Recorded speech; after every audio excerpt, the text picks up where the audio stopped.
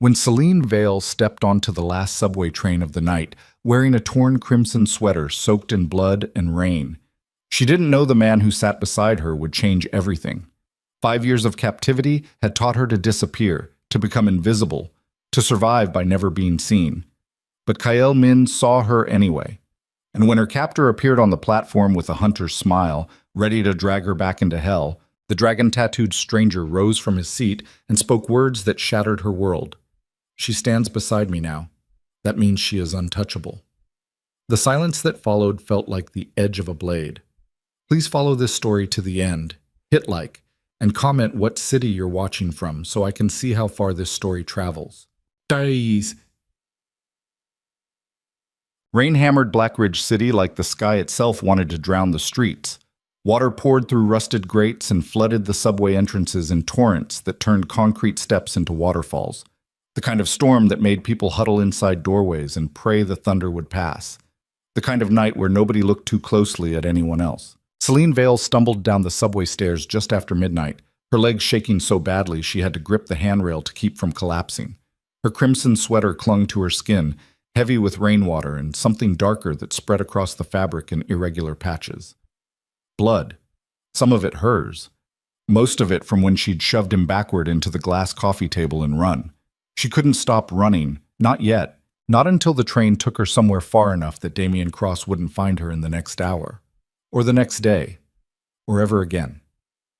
Her hands trembled as she pushed through the turnstile, the faded handbag clutched against her chest like a shield that could actually protect her from anything. It couldn't, nothing could. She'd learned that lesson 5 years ago when Damien first smiled at her outside the community shelter and told her she didn't have to be alone anymore. Lies always sounded kindest in the beginning. The platform was nearly empty. A janitor mopping near the far end. An elderly woman asleep on a bench with grocery bags piled around her feet. 2 teenagers sharing headphones and ignoring the world. Nobody looked at Celine. Nobody ever did. Damien had trained her too well for that. Wear oversized clothes. Keep your head down. Don't make eye contact. Disappear into corners. Become forgettable. She'd become so good at being invisible that sometimes she forgot she existed at all. The train screeched into the station with a metallic wail that echoed through the tunnels. Celine flinched at the sound. Her entire body coiled tight with panic. Every noise felt like Damien's footsteps. Every shadow looked like his silhouette. She stepped onto the train and collapsed into the corner seat near the door, pressing herself against the window as if she could melt through the glass and disappear completely. The bruise on her cheekbone throbbed. Thin cuts lined her forehead, where Damien had grabbed her hair and slammed her against the wall. Her ribs ached from where his boot had connected when she tried to crawl away. Every breath hurt. But she was moving. That had to count for something. The train lurched forward and rattled into the tunnel darkness. Fluorescent lights flickered overhead, casting everything in sickly yellow tones. The other passengers avoided looking at her. A man in a construction vest stared at his phone. A woman in scrubs slept with her head against the window. A college student with paint-stained fingers sketched something in a notebook. All of them pretended not to see the blood. Celine pressed her forehead against the cool glass and watched the tunnel walls blur past. Her reflection stared back at her like a stranger. Hollow eyes, pale skin, hair plastered to her skull in wet tangles. She looked like something dredged up from the bottom of a river. She looked exactly like what Damien had spent 5 years turning her into. Nothing. The train stopped at the next station. Doors opened. Nobody got on. Celine's heart hammered against her ribs as she scanned the platform, searching for any sign of him. Empty. The doors closed. The train moved again. She allowed herself one shallow breath of relief. Then the air inside the carriage changed. It happened so subtly that Celine almost missed it. The temperature dropped. The fluorescent light seemed dimmer. The construction worker looked up from his phone and quickly looked away again. The woman in scrubs shifted in her seat, unconsciously pressing herself closer to the opposite wall. Someone had entered the train. Celine didn't turn her head. She kept her eyes fixed on the tunnel darkness outside, but every muscle in her body went rigid with instinct. Prey recognizing a predator even before it appeared. Footsteps moved down the aisle, slow, deliberate, expensive shoes against scuffed linoleum. The footsteps stopped beside her seat. A man sat down, not across from her, not one seat over, directly beside her. Celine's breath caught in her throat. She still didn't look. Couldn't look. Her entire survival strategy for 5 years had been built on the principle of never drawing attention, never engaging, never giving anyone a reason to remember her face. But this man didn't seem to care about her strategy. He sat with the kind of stillness that felt more dangerous than movement, the kind of presence that didn't need to announce itself because everyone in the carriage already knew he was there. Celine could feel the weight of him in the space beside her, solid and immovable as a wall. She risked a glance. Midnight blue suit, tailored so precisely it looked like it had been sewn directly onto his frame. Tall, sharp-featured, black hair swept back from a face that could have been carved from stone. And tattoos. Black dragon tattoos that curled from beneath his collar and wrapped around his throat like living ink, disappearing beneath the expensive fabric. His hands rested on his knees. Long fingers. No rings. A silver watch that probably cost more than Celine had seen in her entire life gleamed under the fluorescent lights. This was not a man who rode the subway. This was a man who owned things. Kyle Min didn't look at her. He stared straight ahead, his expression completely neutral, as if sitting beside a bleeding woman on a midnight subway train was the most ordinary thing in the world. But Celine could feel his awareness of her like heat radiating from a fire. He saw everything, the blood, the bruises, the terror vibrating through her bones, and he said nothing. The silence felt heavier than questions would have. The train rattled through another station without stopping. Express route. No exits for the next 3 stops. Celine's hands tightened around her handbag until her knuckles went white. She should move, stand up, walk to another seat. But her legs wouldn't cooperate. Fear had locked every joint in place. Kyle Min shifted slightly, adjusting his cuff. The movement was minimal, but it revealed more of the dragon tattoo winding up his wrist. Celine found herself staring at it. The design was intricate, beautiful, terrifying, like everything else about him. "You're bleeding," he said. His voice was quiet, almost gentle, but it carried an undertone of controlled power that made Celine's stomach drop. This was not a man who offered help.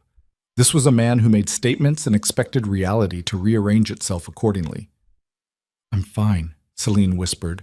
It was the most pathetic lie she'd ever told. Kyle Min turned his head then, and Celine felt the full weight of his gaze for the first time. Dark eyes that seemed to calculate everything in seconds.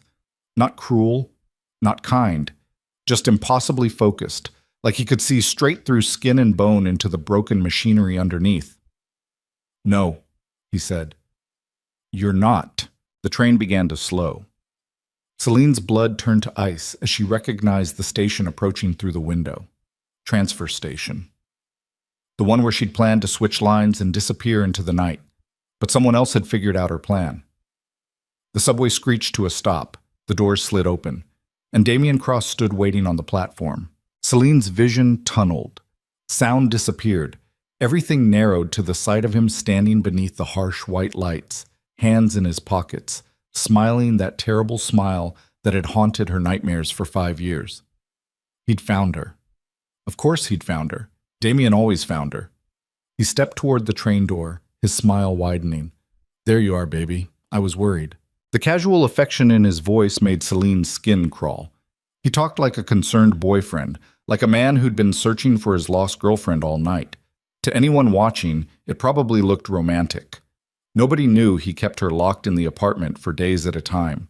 Nobody knew about the bruises he hid under long sleeves and high collars. Nobody knew she wasn't allowed to have friends or leave without permission or speak to anyone without him standing right beside her. Nobody knew because Celine had learned not to tell anyone. Damien took another step forward. "Come on. Let's go home." Celine couldn't move, couldn't speak, couldn't breathe. The edges of her vision started to go dark. Then Kyle Min stood up. The movement was unhurried, controlled. But the atmosphere inside the train carriage shifted instantly. The construction worker grabbed his bag and moved to the far end of the car. The woman in scrubs woke up and immediately looked away. Even Damien's smile faltered slightly as he registered the man now standing between him and Celine. Kyle Min was taller than Damien, broader, and he radiated a kind of cold, precise danger that made Damien's angry, drunk volatility look like a child throwing a tantrum. "Step back," Kyle said quietly. Damien's smile returned, but it looked forced now, brittle. This doesn't concern you, friend. That's my girlfriend. We had a fight. You know how it is. No, Kyle said. I don't. The silence stretched between them like a wire pulled too tight. Celine watched from her seat, her heart hammering so hard she thought it might break through her ribs. She'd never seen anyone stand up to Damien before. Nobody challenged him. Nobody got between him and what he wanted. Damien's expression darkened. Get out of my way. Kale Min didn't move. You walk through this door, and she walks out there alone. Then he will bury what's left of you. The words were directed at Celine, but Kael's eyes never left Damien's face. Damien laughed, sharp, ugly. You think you're saving her? You think she's worth saving? He leaned forward, his voice rising. She's nothing, nobody, a worthless little ghost who doesn't exist on any paperwork. I could make her disappear tomorrow and nobody would even notice she was gone. Each word was designed to cut. Celine had heard them all before, repeated so many times they'd become background noise in her head. But hearing Damien say them in front of someone else made something crack inside her chest. Kyle Min tilted his head slightly, studying Damien the way someone might study an insect. You talk too much. Then he stepped forward. It wasn't a threatening movement. Kyle didn't raise his voice or clench his fists or make any aggressive gestures. He simply moved forward with absolute certainty, and somehow that was more terrifying than any display of violence could have been. Damien stumbled backward. Who the fuck do you think you are? Kale Min stopped in the edge of the train door, standing in the threshold. The dragon tattoos on his throat seemed to move in the flickering station lights. She is standing beside me now, he said softly. That means she is untouchable. The weight behind those words made the air feel heavy. Damien's face flushed red. You don't know who you're fucking with. Yes, Kale said. I do. For a long moment, nothing happened. Damien stood on the platform, fists clenched, rage pouring off him in waves. Kyle Min stood in the doorway, perfectly still, radiating a kind of controlled lethality that made it clear exactly how this confrontation would end if it continued. The train's departure warning chimed. Damien took one step backward, then another. His eyes found Celine's through the window, and the look he gave her was pure venom. This isn't over. Yes, Kyle Min said. It is. The doors slid shut. The train lurched forward. Damien's face disappeared into the darkness as they pulled away from the station. Celine's entire body started shaking, not from cold, not from pain, from the sudden absence of the terror that had been choking her for the last hour. She pressed her hands against her face and tried to remember how to breathe. Kale Min sat back down beside her. He didn't ask if she was okay, didn't offer hollow reassurances. He simply existed in the space next to her, solid and real, while she fell apart as quietly as possible. He'll come back, Celine finally whispered. He always comes back. I know, Kale said. You don't understand. He won't stop. He'll...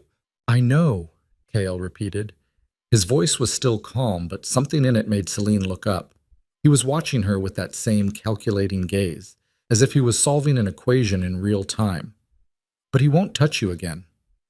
You can't promise that. I don't make promises I can't keep. The certainty in his voice should have sounded arrogant.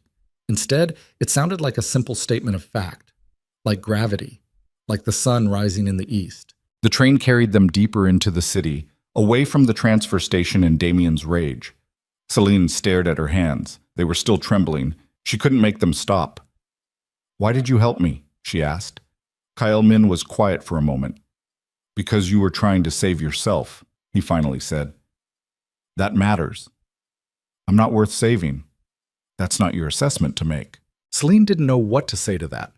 Damien had spent 5 years convincing her that she was worthless, forgettable, nothing without him.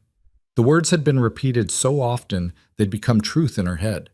But this stranger with dragon tattoos and expensive suits was treating her like she mattered. It felt dangerous to believe him.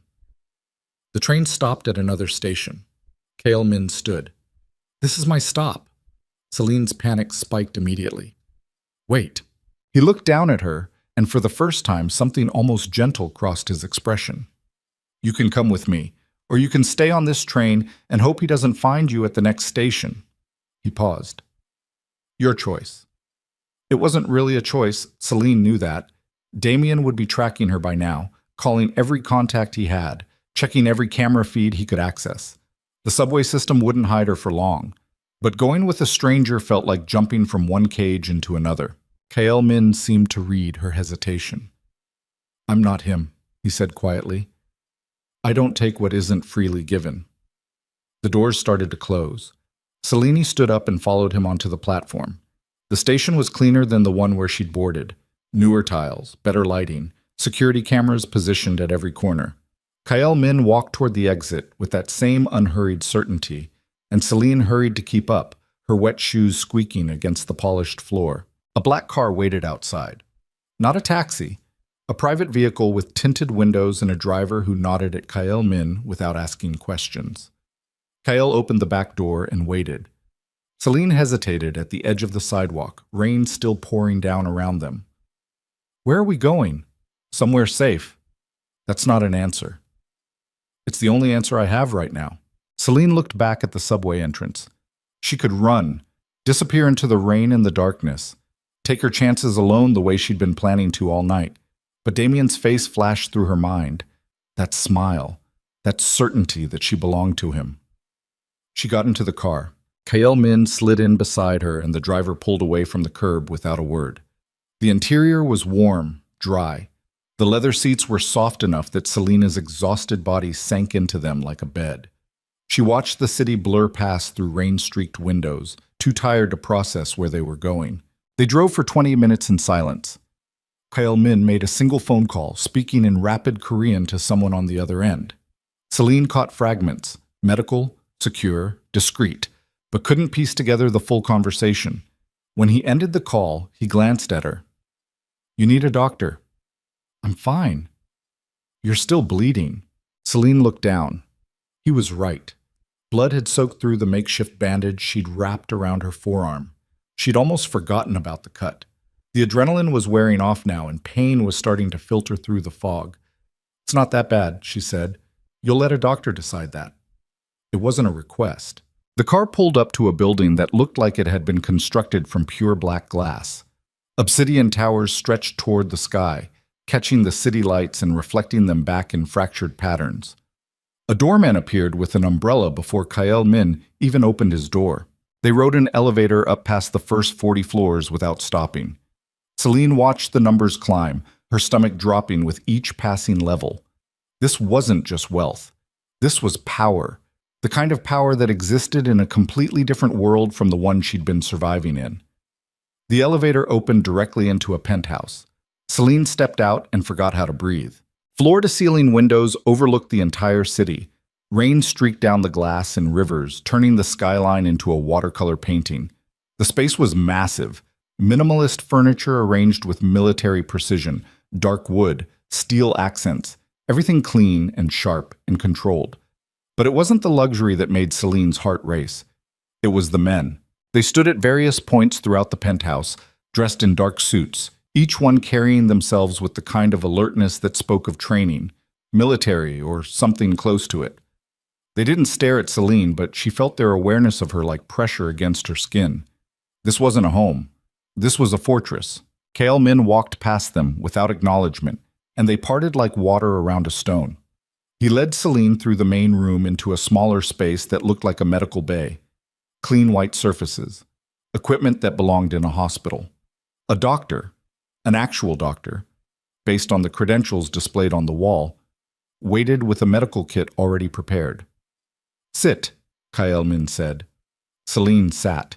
The doctor was a woman in her 50s with steady hands and kind eyes. She examined Selene's injuries with professional efficiency, cleaning wounds and applying bandages without asking unnecessary questions.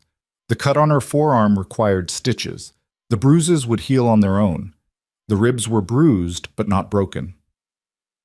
"You're lucky," the doctor said quietly. Selene almost laughed. Lucky. She'd been beaten, terrorized, and chased through the city in the rain. If this was luck, she didn't want to know what bad fortune looked like. When the doctor finished, Kael Min appeared in the doorway. "Come." He led her to another room. A bedroom, massive bed, clean sheets, a bathroom visible through an open door, everything pristine and untouched, like a hotel room that had never been used. Sleep, Kaelmin said. We'll talk tomorrow. Wait, Celine's voice cracked. Why are you doing this? Kaelmin paused in the doorway, his back to her. For a long moment he didn't answer, then, because I've seen what happens to people who have nowhere to go, and I decided a long time ago that I wouldn't walk past it anymore. He left before Celine could respond. She stood alone in the bedroom, dripping rainwater onto expensive carpet, and tried to understand what had just happened. Hours ago, she'd been trapped in Damien's apartment, convinced she would die there. Now she was standing in a penthouse above the city, bandaged and safe and completely lost. She walked to the window and pressed her palm against the cold glass. The city sprawled below her in a grid of lights and shadows. Somewhere down there, Damien was looking for her.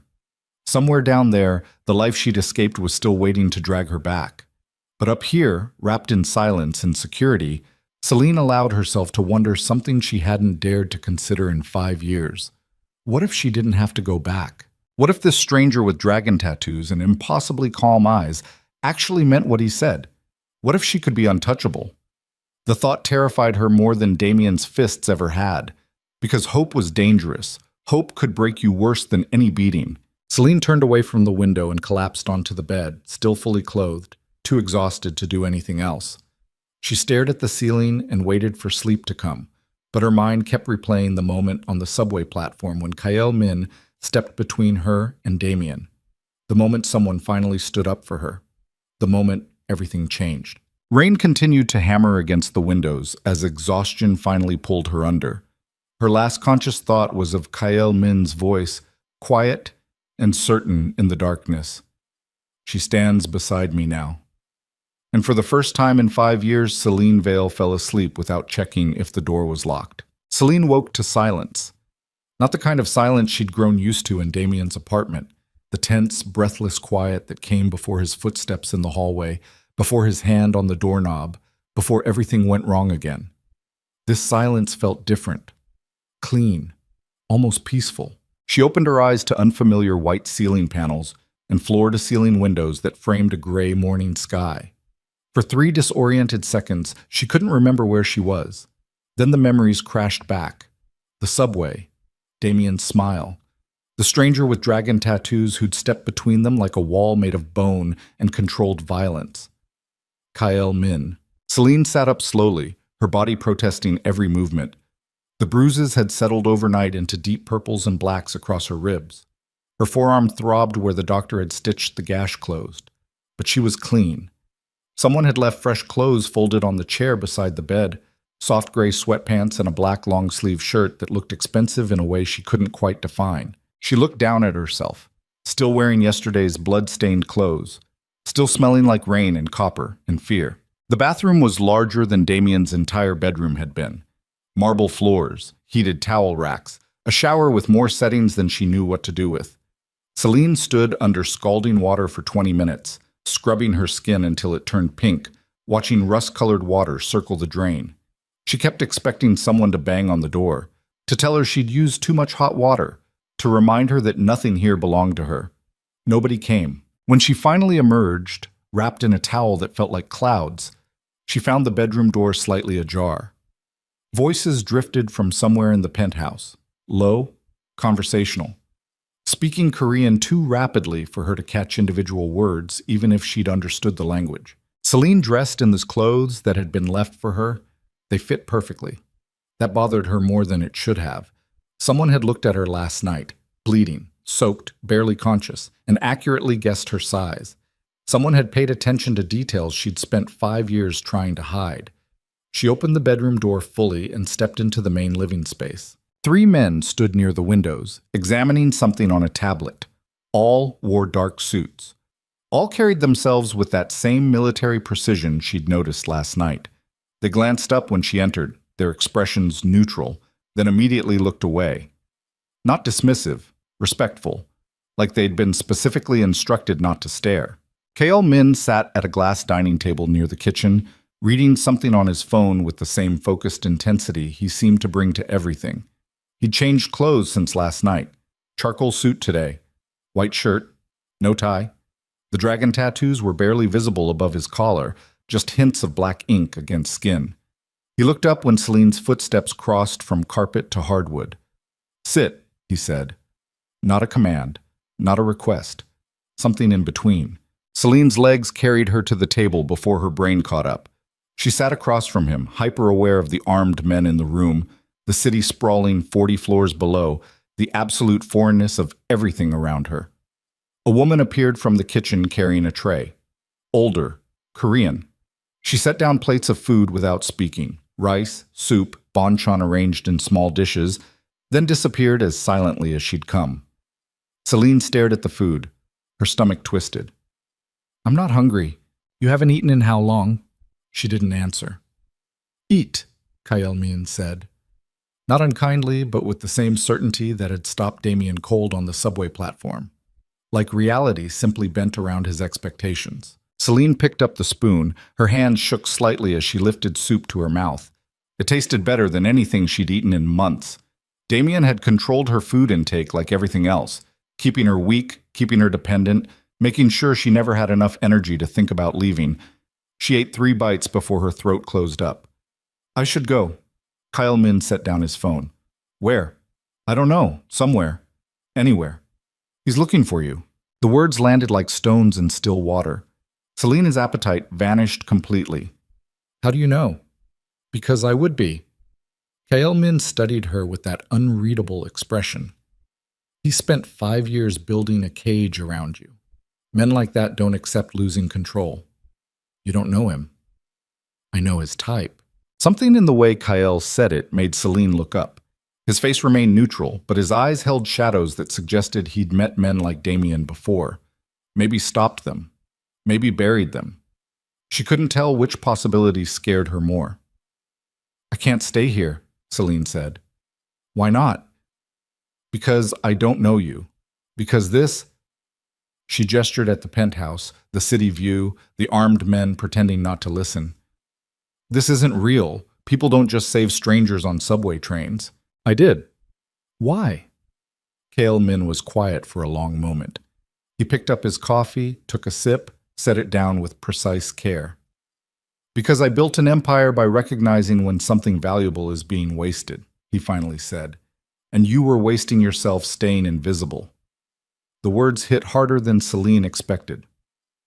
You don't know anything about me. I know you fought back last night. I know you ran instead of staying. I know you were bleeding and terrified and still managed to get yourself onto that train. His eyes locked onto hers. That's not nothing.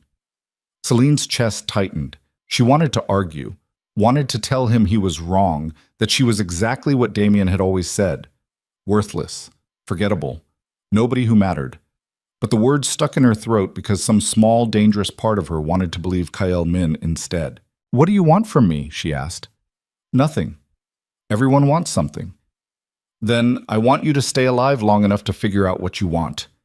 Kyle-min stood, buttoning his suit jacket. That's all. He started to walk away. Celine's voice stopped him. Who are you? Kale turned back, and for the first time something almost resembling amusement crossed his features. Someone who makes problems disappear. That's not an answer.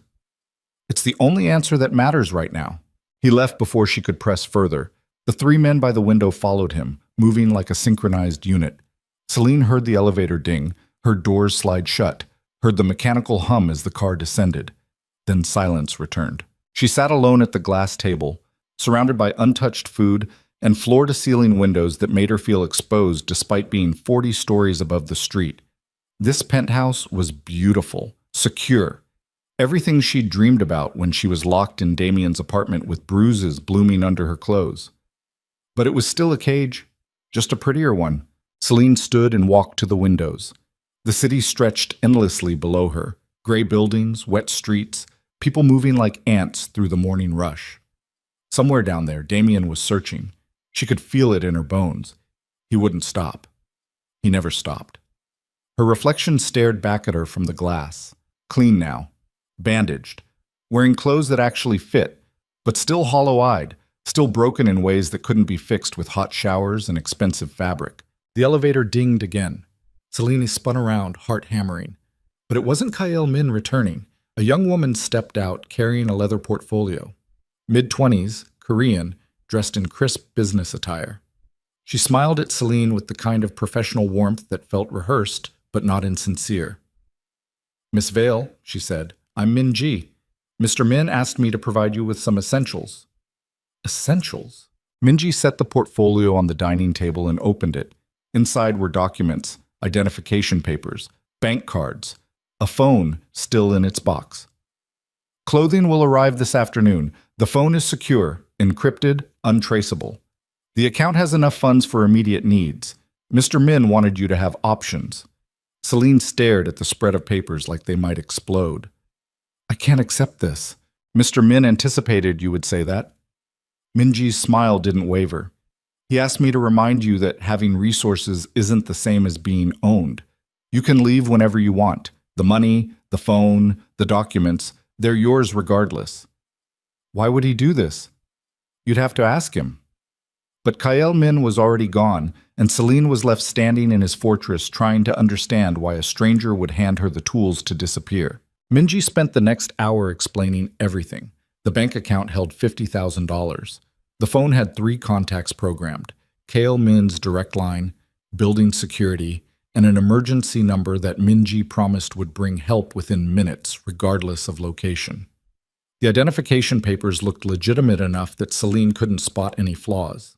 "How did he get these so fast?" Celine asked, holding up what appeared to be a state-issued ID with her photo on it. Minji's professional smile never cracked. "Mr. Min has resources." "That's not an answer." "It's the only answer I have." The echo of Kael Min's earlier words made Celine's skin prickle. Everyone in this place spoke in half-truths and careful evasions, like they'd all been trained to reveal nothing that mattered. After Minji left, Celine stood in the middle of the penthouse holding a phone that represented more freedom than she'd had in 5 years. She could call someone, leave, disappear into the city with enough money to start over somewhere Damien would never find her. But she couldn't make her fingers move toward the door, because leaving meant going back to being invisible. And something in her was tired of disappearing. The afternoon brought clothes, expensive, well-fitted, in colors Celine hadn't worn since before Damien convinced her that bright colors drew dangerous attention. She stared at a deep blue sweater like it was a foreign object. Damien had only allowed her to wear grays and browns and blacks, camouflage colors, forgettable shades. This blue looked like the ocean before a storm. She put it on. The woman in the mirror looked different, still bruised, still hollow around the eyes, but the color brought something back to her face that had been missing, something alive. Celine was still staring at her reflection when the elevator opened again and Kael Min returned. He paused when he saw her, his eyes tracking from the blue sweater to her face with an expression she couldn't read. "Better," he said. Just that. Nothing more. But the single word made Celine's chest tighten in a way that felt dangerous. "I need to understand something," she said. "You give me money, documents, everything I need to leave, but you also keep me in a building surrounded by armed men. Which is it? Am I a guest or a prisoner?" Kael Min crossed to the windows, hands in his pockets. "You're someone who needs time to heal before making decisions. That's not your choice to make." "No," he agreed. "It's not, which is why the elevator works for you now. Security has been told to let you come and go as you please. You want to leave? You leave." He said it so casually, like it was obvious, like Celine should have known all along that she wasn't trapped. "Then why do you have armed men everywhere?" she asked. "Because your ex-boyfriend isn't the only dangerous person in this city." Kael turned to face her. "And because the moment you stepped off that subway with me, you became associated with me. That has consequences." "What kind of consequences?" "The kind that require security." Still speaking in riddles, still revealing nothing concrete. Celine's frustration bubbled over. "Who the hell are you, really?" Kael Min studied her for a long moment. Then he pulled out his phone, tapped something, and held it out. The screen showed a news article. The headline read, "Korean business magnate Kael Min expands holdings in city development projects." Below it was a photo of Kael Min at some gala event, shaking hands with people in expensive suits, looking every inch the successful entrepreneur. "Real estate developer?" Celine said. "Among other things." "What other things?" Kael took the phone back. "Things that keep this city running, When the people who are supposed to keep it running fail. The careful phrasing told Celine everything she needed to know. This man wasn't just wealthy, he operated in spaces where official power and unofficial control blurred together, where money and influence mixed with something darker. "Your mob," she said. Cale's expression didn't change. "I prefer the term alternative infrastructure provider." Despite everything, Celine almost laughed. The absurdity of it hit her all at once. She'd escaped one monster and landed in the protection of someone who probably terrified monsters professionally. "I should be scared of you," she said. "Probably. But I'm not." "I know." Kaelmin's eyes held hers. "That's what makes you interesting." The word hung in the air between them. Interesting. Not valuable, not useful. Interesting, like Celine was a puzzle he couldn't quite solve. "I don't understand any of this," Celine admitted. "Why you helped me, why you're still helping me, what you think is going to happen." "I don't think anything is going to happen," Kael said. "I'm creating space for you to decide what happens next, that's all." "And if Damien comes here?" Something shifted in Kaelmin's expression. The polite neutrality disappeared, replaced by something cold and absolute. "Then he learns what happens to men who touch things that don't belong to them." The possessiveness in the statement should have terrified Celine. Instead, it made her feel something she hadn't felt in 5 years. Safe. The realization scared her more than anything else. Days blurred together. Celine existed in the penthouse like a ghost haunting someone else's life. She watched the city through windows, ate food prepared by the silent cook, avoided the armed men who moved through the space like shadows. Kael came and went on a schedule she couldn't predict. Sometimes he'd be gone for days, sometimes he'd appear in the evening, sitting at the glass table with paperwork and coffee, working in silence while Celine pretended to read books from his extensive library. They didn't talk much, but his presence was steady, reliable. He never asked her personal questions, never pressed her about Damien or her past or what she wanted for her future. He simply existed in the same space, giving her room to breathe without demanding anything in return. It was the strangest kindness Celine had ever experienced.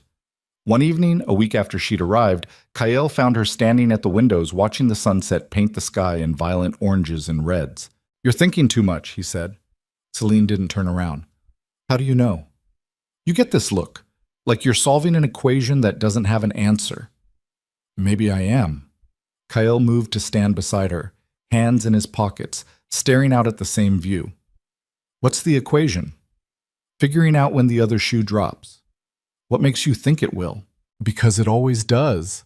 Celine's voice came out harder than she intended.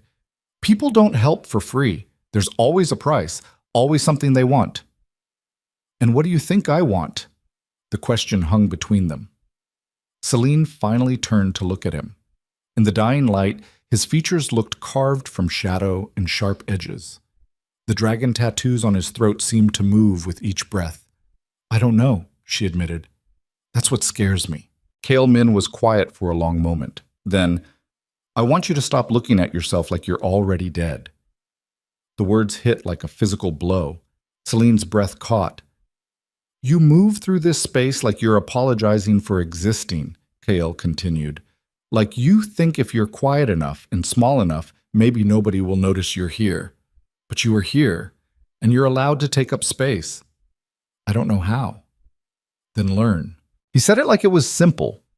Like 5 years of conditioning could be erased with a decision. Like she could just choose to be different and make it true. "I wouldn't know where to start," Celine said. Kael turned to face her fully. "Start by looking me in the eye when we talk." Celine realized she'd been staring at the floor. She forced herself to lift her gaze. Meeting his eyes felt like touching a live wire. Dangerous, electric, impossible to hold for long. But she held it. "Better," Kael said softly. That night, Celine dreamed of Damien for the first time since arriving at the penthouse. In the dream, he was standing in the elevator when the doors opened, smiling, reaching for her, promising he'd forgive everything if she just came home. She woke up gasping, sweat-soaked and shaking. The bedroom door opened. Kael appeared in the doorway, wearing sweatpants and nothing else, clearly pulled from sleep by whatever sound she'd made. The dragon tattoos covered more of his torso than she'd realized. intricate designs that wrapped around his ribs and across his shoulders like armor. "You screamed," he said. "I'm fine." "You're not." He didn't come closer, didn't invade her space, just stood in the doorway like a wall between her and whatever nightmares lived inside her head. "He was here," Selena whispered, "in my dream. He found me." "He won't." "You can't know that." "Yes," Kael said, "I can." The certainty in his voice should have sounded arrogant. Instead, it sounded like a promise carved in stone. "Go back to sleep," Kael said.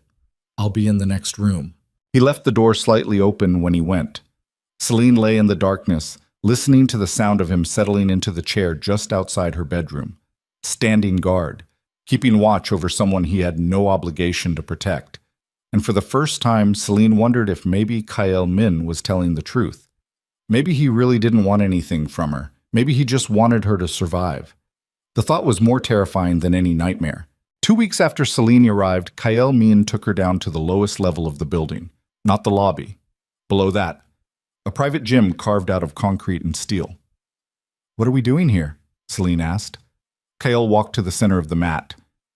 "Teaching you how to stand your ground." "I don't know how to fight." "I'm not teaching you to fight. I'm teaching you to not collapse the first time someone comes at you." He gestured to the space in front of him. "Stand here." Celine moved onto the mat, her heart hammered. "Push me," Kael said. "What?" "Push me. As hard as you can." Celine stared at him. "That's stupid." "Do it anyway." She placed her hands against his chest and shoved. Kael didn't move, didn't even sway. He stood like a mountain, while Celine's strength broke against him like water against stone. "Harder," he said. "I am pushing hard." "No, you're apologizing while you push. Try again." Celine shoved again. Still nothing. Frustration built in her chest. "You're still holding back," Kael said. "Like you're afraid of hurting me." "You're twice my size." "So was Damien. Did that stop him from hitting you?" The words detonated something inside Celine's chest. Rage flooded through her, hot, vicious, years of suppressed anger finally finding an outlet. She slammed her hands against Kael's chest with everything she had. He moved backward half a step. "Better," Kael said. Again. They spent an hour like that. Kael teaching Celine how to plant her feet, how to use her body weight, how to channel anger into something physical instead of swallowing it down where it turned toxic. He didn't coddle her, didn't make it easy. When she fell, he told her to get up. When she wanted to quit, he told her to try harder. And slowly, something shifted. Celine stopped apologizing for the space she took up, stopped pulling her punches, started hitting like she meant it. By the end of the session, sweat soaked through her clothes and her muscles screamed, but she felt more alive than she had in years. "You're stronger than you think," Kael said, tossing her a water bottle. Celine caught it. "I'm really not." "You survived 5 years with a man who wanted you dead inside. You're still breathing. That's strength." The compliment landed harder than any of the training. Celine unscrewed the bottle cap with shaking hands. "Why are you doing this?" "Because watching you shrink every time someone raises their voice is unbearable. You barely know me." "I know enough." Kael Min started wrapping up the training mats, his movements efficient and practiced. Celine watched him work, trying to reconcile the man who commanded armed security forces with the one who'd just spent an hour teaching her how to stand without flinching. "Can I ask you something?" Celine said. "You can ask." "The tattoos, what do they mean?" Kael paused. For a moment, Celine thought he wouldn't answer. Then he straightened, his fingers unconsciously touching the dragons on his throat. "They're a reminder." "Of what?" "That I used to be someone who needed reminding not to become a monster." His eyes met hers. "Some days I still do." The honesty in the statement stole Celine's breath.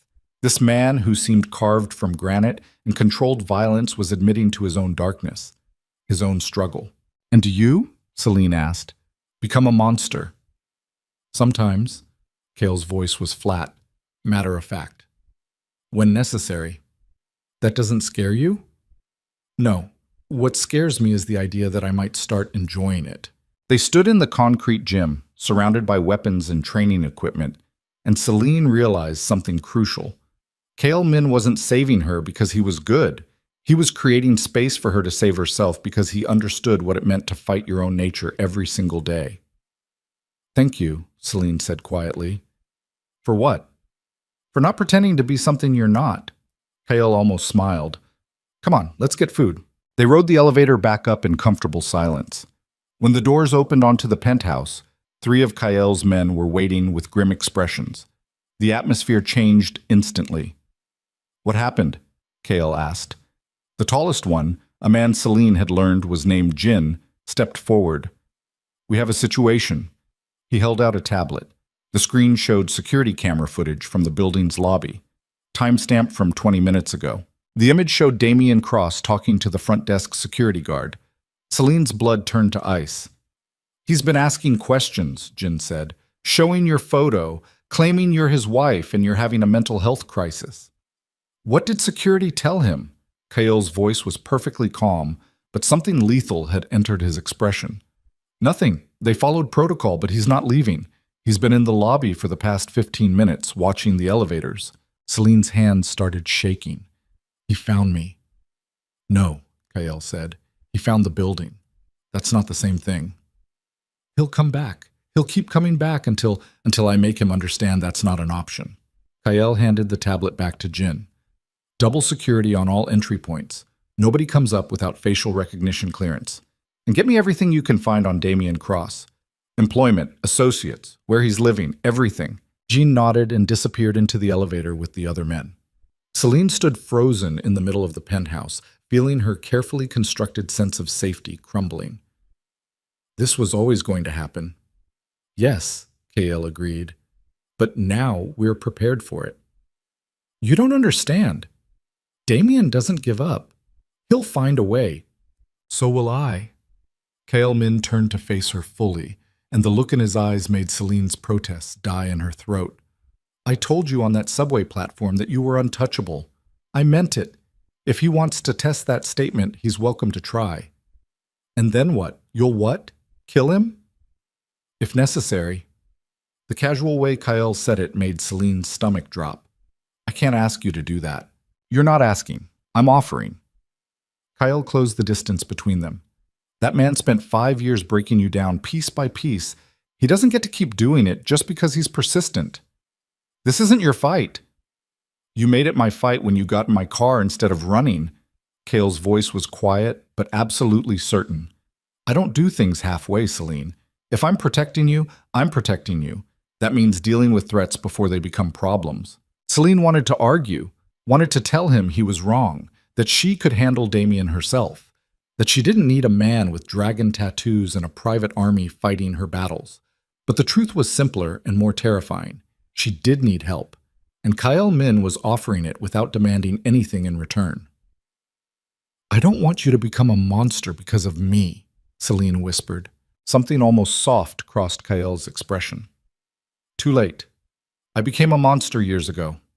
The best I can do now is point that monstrosity at people who deserve it."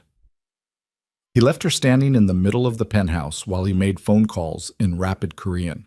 Celine sank onto the couch, her entire body shaking with adrenaline and fear, and something else she couldn't name. Damien had found the building, which meant the fragile peace she'd been building was over, which meant war was coming whether she was ready for it or not. That night, Celine couldn't sleep. She paced her bedroom, mind racing through every possible scenario. Damien breaking through security, Damien waiting in the lobby, Damien finding her somewhere outside the building where Kael's protection couldn't reach. Around 3 in the morning, she gave up on sleep and walked into the main living space. Kael Min sat at the glass table in the darkness, lit only by the glow of his laptop screen. He'd changed into dark jeans and a black shirt, combat clothes, preparation for violence. "Can't sleep?" he asked without looking up. "No." "Come here." Celine crossed to the table and sat down across from him. The laptop screen showed profiles, police reports, employment records, financial statements. Everything about Damien Cross laid out in digital detail. "He works security at a shipping warehouse," Kael said, still scrolling. "Has for 6 years. No major criminal record. A few domestic disturbance calls that never resulted in charges." His jaw tightened, because the women never pressed charges. "They were probably too scared," Celine said quietly. I know. Kael closed the laptop. But that ends now. What are you going to do? Make him an offer. What kind of offer? Kael's eyes met hers in the darkness. The kind where he leaves the city and never comes back. Or doesn't leave and deals with the consequences. And if he chooses consequences, then I make sure he regrets it. The cold certainty in Kael's voice should have horrified Celine. Instead, it made her feel something she'd spent 5 years believing didn't exist. Power. Not her own power. Not yet. But the power of having someone in her corner who wouldn't back down. Who wouldn't negotiate. Who would look Damien Cross in the eye and tell him his reign of terror was over. When? Celine asked. Tomorrow. Kael stood. I'm meeting him at the warehouse, making my position clear. I want to come. No. It's my fight. Which is exactly why you're staying here. Kael's tone left no room for argument. He doesn't get to see you scared. He doesn't get to see you at all. The only person he sees tomorrow is me, and the only message he gets is that you're not his anymore. Celine wanted to protest, wanted to demand the right to face Damien herself. But Kael was right. Seeing Damien again would break something inside her that was only just starting to heal. Promise me you won't kill him, Celine said. Kael Min was quiet for a long moment. I promise I won't kill him unless he makes me. It wasn't the promise she wanted, but it was the only one Kael was willing to give. The next day moved with agonizing slowness. Kael left before dawn with 3 of his men. Celine paced the penthouse like a caged animal, counting minutes, watching the city wake up 40 floors below. Hours passed. No word, no updates, just silence. Then, around noon, her new phone buzzed. A text from Kael. It's handled. 2 words. Nothing more. Celine stared at the screen, her heart hammering. Handled. What did that mean? Was Damien gone? Was he dead? Was this really over? The elevator dinged. Kael Min stepped out, alone this time, his suit jacket missing and his shirt sleeves rolled up. There was blood on his knuckles. Not much. Just enough to tell a story. What happened? Celine demanded. We had a conversation. Kael walked past her toward the bathroom. He's leaving the city, tonight. I made sure he understood that coming back would be unwise. What kind of conversation draws blood? Kael turned on the sink, washing red from his hands. The productive kind. Celine followed him into the bathroom. Did you hurt him? Yes. How badly? Badly enough that he'll remember this conversation every time he looks in a mirror. Kael dried his hands, his expression neutral. Not badly enough that he can't travel. You promised you wouldn't kill him. And I kept that promise. Kael turned to face her.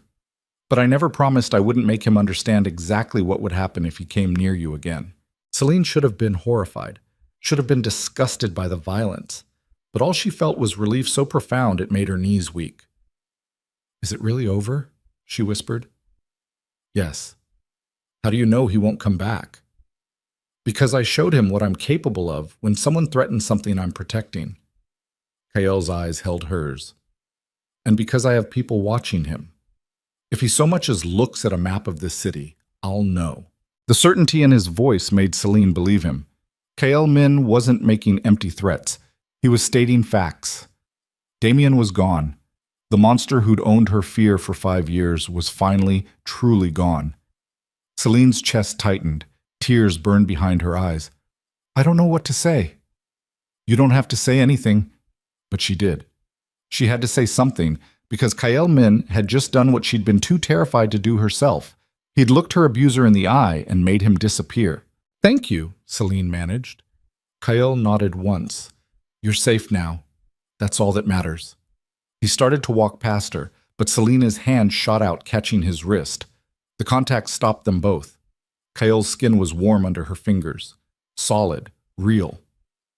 Why? Celine asked. Why would you do all this for someone you barely know? Kael Min looked down at where her hand gripped his wrist. Then his eyes lifted to meet hers. Because you remind me of someone.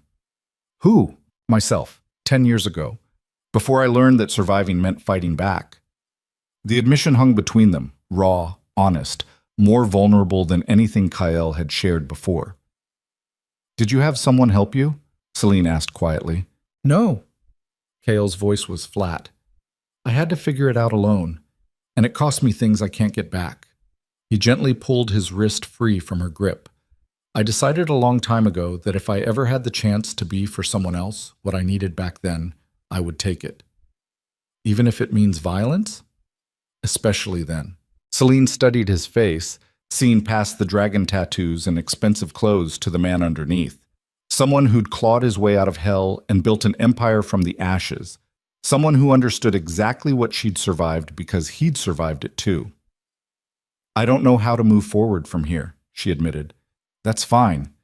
You don't need to know yet. Kale stepped back, creating distance between them. Rest today. Tomorrow we start building something new. Building what? Whatever you want. He paused in the doorway.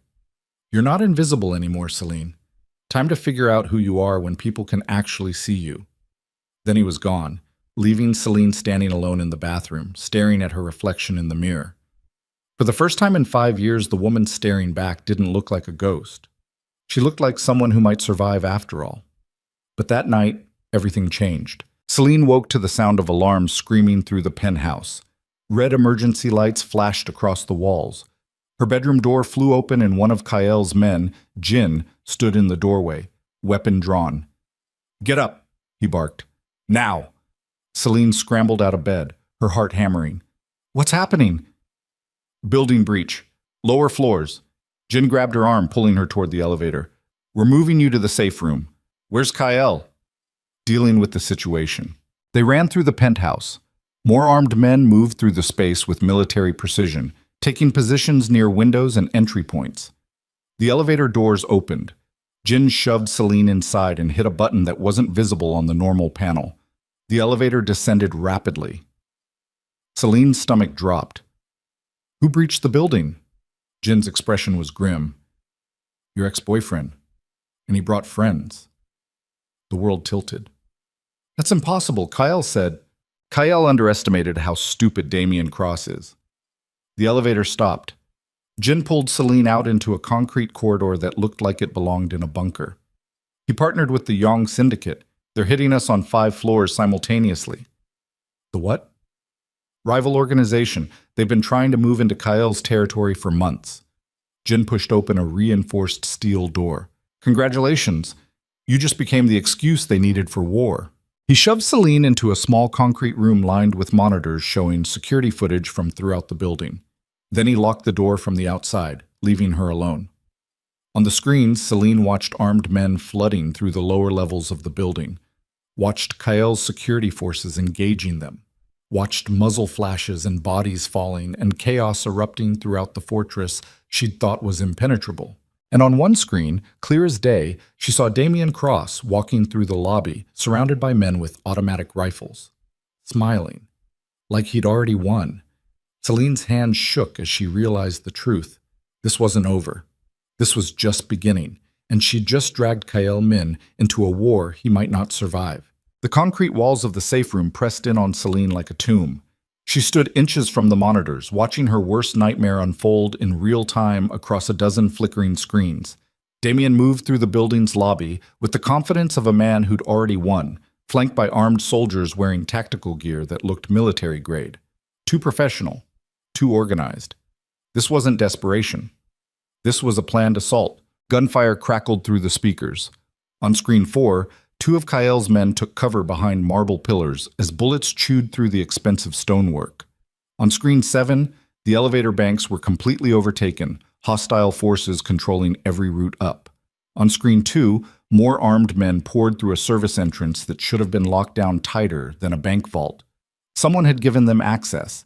Someone had told them exactly where to hit and when. Celine's breath came in short, sharp gasps. Her hands pressed against the monitor, showing Damien's smiling face, fingers leaving prints on the glass. 5 hours ago, Kael had promised her this was over. 5 hours ago, she'd believed him. She'd been a fool. The steel door behind her unlocked with a metallic clunk. Celine spun around, expecting Jin or another of Kael's security team. Kael Min stepped through the doorway. Blood spattered his white shirt in dark constellations. His knuckles were split open, raw and bleeding. A cut above his left eyebrow dripped red down the side of his face, but his eyes were clear, focused, absolutely calm despite the chaos erupting throughout his fortress. "Are you hurt?" he asked. Celine shook her head, unable to form words. Kale crossed to the monitors, his gaze sweeping across the screens with tactical precision. His jaw tightened as he absorbed the situation. 9 hostile entry points, coordinated timing, professional execution. This wasn't random violence. This was surgical. "How many?" Kale asked into the radio clipped to his belt. Static crackled. Then Jin's voice, tight with strain. 30+ hostiles. Maybe more. They're hitting the parking garage, service entrances, and the south stairwell simultaneously. We're holding the penthouse level, but barely. Casualties? A pause. 3 of ours down. 1 critical. Kale's expression didn't change, but something lethal flickered behind his eyes. "Fall back to defensive positions. Seal the upper floors. Nobody gets above 35. "Copy that." Kale lowered the radio and turned to Celine. "We need to move you." "Move me where?" "They're everywhere." Celine's voice came out higher than she intended, panic bleeding through every syllable. "You said this was over. You said Damien was leaving the city." "I was wrong." The admission landed like a slap. Kyle Min, the man who commanded rooms with absolute certainty, who'd promised her safety like it was a law of physics, was admitting he'd miscalculated. "How did he do this?" Celine demanded. "How did he get past your security? How did he get an army?" "The Young Syndicate." Kyle pulled up camera footage on one of the monitors, zooming in on tactical gear marked with a subtle insignia. "Korean organized crime. They've been trying to push into my territory for the last year. Damien gave them an excuse to move." "What kind of excuse?" Kale's eyes met hers. "You." The word detonated in Celine's chest. "What?" "He told them I kidnapped an American woman, that I'm holding you prisoner up here, that I'm using you as leverage against someone." Kale's voice remained flat, clinical. "It's a lie, but it gave them justification to attack without starting an all-out war with the other families." Celine's knees went weak. "This is my fault." "No, this is Damien's fault. And the Young Syndicate's opportunism." Kyle grabbed her arm, steadying her. "But right now, fault doesn't matter. Survival does." An explosion rocked the building. The monitors flickered. Dust rained from the concrete ceiling. "Charges on the stairwell doors," Kyle said, reading the security alerts streaming across the bottom of the screens. "They're blowing their way up floor by floor." "How long until they reach us?" 10 minutes. Maybe less." Celine's vision tunneled. 10 minutes. She had 10 minutes before Damien dragged her back into captivity. Before everything Kyle had built for her, the safety, the space to heal, the possibility of something better, was ripped away. "There has to be another way out," Celine said. "There is." Kale pulled out his phone, typing rapidly. "Helicopter on the roof. But we need to get you there first, and the route up is compromised." "Then what do we do?" Kale looked at her for a long moment. Something shifted in his expression, a decision being made in real time. "We go through them." "That's insane." "Yes." Kyle checked his weapon, a matte black pistol that looked like it had seen extensive use.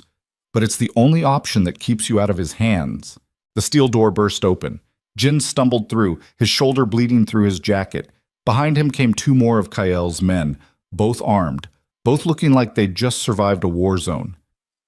"South stairwell's gone," Jin gasped. "They're on 28 and climbing fast. We've got maybe 5 minutes before they breach the penthouse level." Kale's expression remained absolutely neutral. "How many can you spare for escort?" Jin's eyes flicked to Celine, then back to Kale.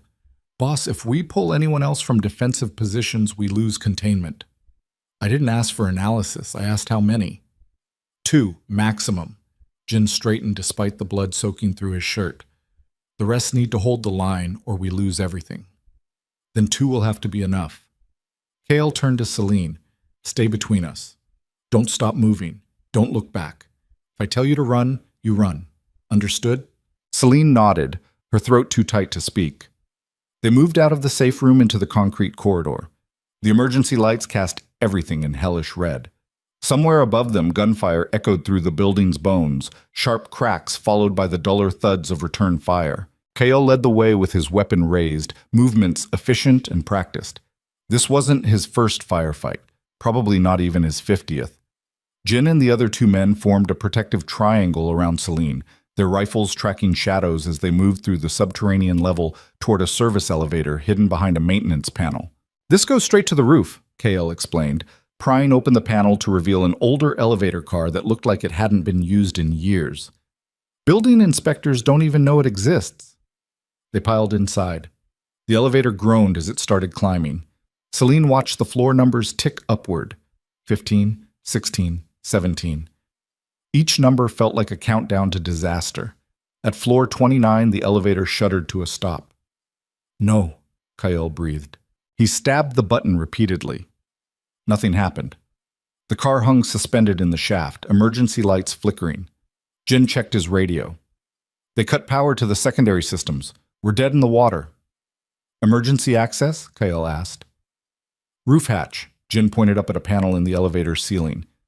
"But we'd be climbing blind through 30 floors of shaft." Another explosion, closer this time. The elevator car swung slightly on its cables. KL made a decision. "Open it." 2 minutes later, they were climbing through darkness that smelled like grease and rust and decades of neglect. Selena's hands shook as she gripped the maintenance ladder welded to the shaft wall, each rung slick with grime. Above her, Jin's boots scraped against metal. Below her, one of Kael's men breathed hard from exertion. And below him, Kael brought up the rear, moving with the same controlled precision he brought to everything. Celine's arms burned. Her forearm, where the doctor had stitched the cut just 2 weeks ago, throbbed with each pull upward. Sweat soaked through her shirt. The darkness pressed in from all sides, broken only by faint light filtering through elevator doors every 10 feet. They climbed past floor 32, 33, 34. Then voices echoed through the shaft from below. "I see something moving up there." Gunfire erupted. Bullets pinged off metal, sparking in the darkness. Celine screamed and pressed herself against the ladder as rounds tore through the air inches from her body. "Climb!" Kael roared. "Don't stop!" Celine's muscles screamed in protest, but terror gave her strength she didn't know she possessed. She hauled herself up rung by rung, gasping for air, while bullets continued to spark against the shaft walls. One of Kael's men returned fire. The muzzle flashed blindingly bright in the enclosed space. The radio crackled. "Boss, we've lost the penthouse. They're inside." Kael cursed in Korean. "How many?" "At least 15. They're searching room by room." They reached floor 38. Jin pried open the elevator doors, and they tumbled out into a hallway that looked like a war zone. Bullet holes stitched across walls. Shattered glass crunched underfoot. A fire sprinkler system activated, raining water across everything. "Roof access is 2 floors up," Jin said, checking his weapon. "But they'll have it covered by now." "Then we go around." Kael grabbed Celine's hand, his grip solid and unyielding. "Stay with me." They ran through the flooded hallway toward an emergency stairwell. Behind them, voices shouted in Korean. Footsteps pounded closer. The building had become a maze of hostile forces closing in from every direction. Kael kicked open the stairwell door and they charged upward, taking steps 2 at a time. 39. 40. The roof access door appeared ahead like salvation. It was locked. "Move," Kael said, and shot the lock mechanism 3 times. The door swung open, revealing a rain-soaked rooftop and the most beautiful sound Celine had ever heard. Helicopter rotors cutting through storm clouds.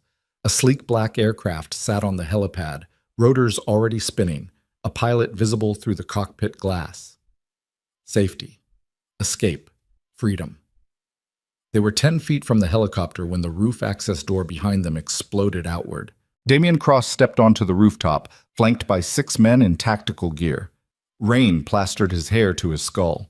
His smile looked manic in the lightning that crackled overhead. "Going somewhere, baby?" he called over the helicopter noise. Kael's men opened fire immediately. The tactical team returned it. Bullets tore through the air. One of Kael's men went down, clutching his leg. Jin took cover behind a ventilation unit, laying down suppressing fire. Kael shoved Celine toward the helicopter. "Get in, now. Not without you. I'll be right behind you. Go!" Celine ran. Rain hammered her face. Wind from the rotors nearly knocked her over. She was 5 feet from the helicopter when someone grabbed her from behind, yanking her backward with brutal force. Damien. His arm locked around her throat, cutting off air. His other hand pressed a pistol against her temple. The metal was cold against her skin. "Nobody fucking moves!" Damien screamed. Everything stopped. Kael's men froze mid-reload. The tactical team held position. Even Kael Min went absolutely still, his weapon trained on Damien's head, but unable to fire without hitting Celine. The helicopter pilot looked at Kael, waiting for orders. Kael gave the smallest shake of his head. The rotors continued spinning, but the aircraft stayed grounded. "That's better," Damien said.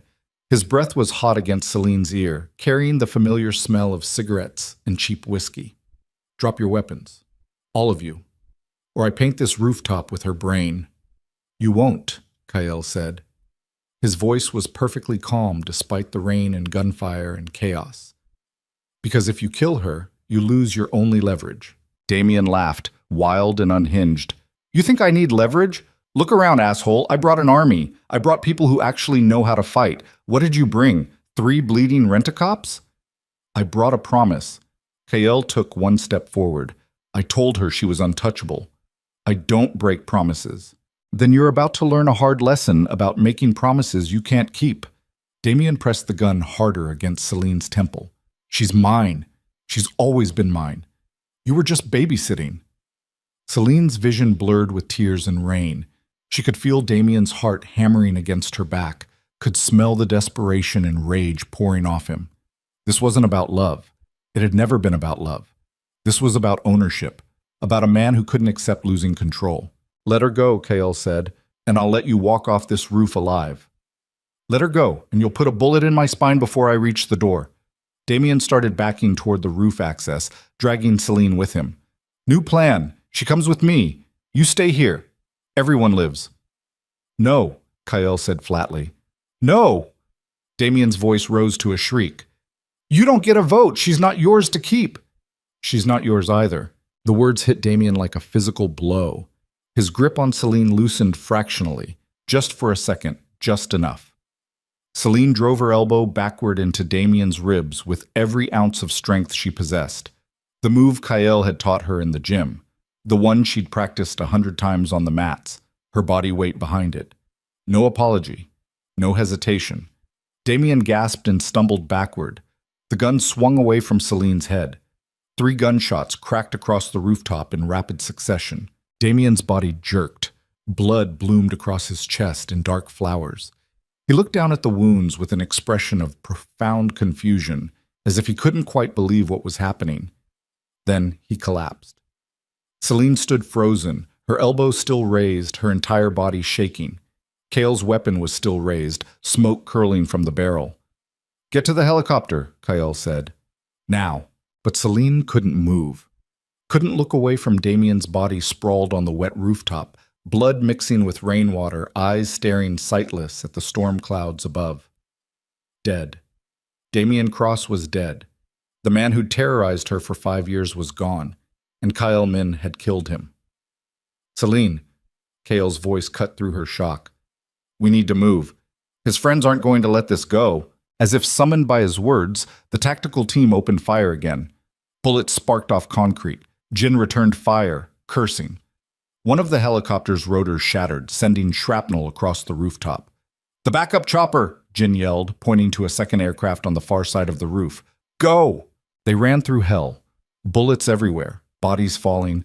The rooftop transformed into a battlefield that would haunt Celine's nightmares for years. She stumbled over debris. Kael's hand locked around her wrist, pulling her forward when her legs wanted to collapse. They were 20 feet from the second helicopter when someone tackled Kael from the side. A massive man in tactical gear, easily 6'5", drove Kael into the concrete with bone-crushing force. They rolled across the rooftop, trading brutal blows.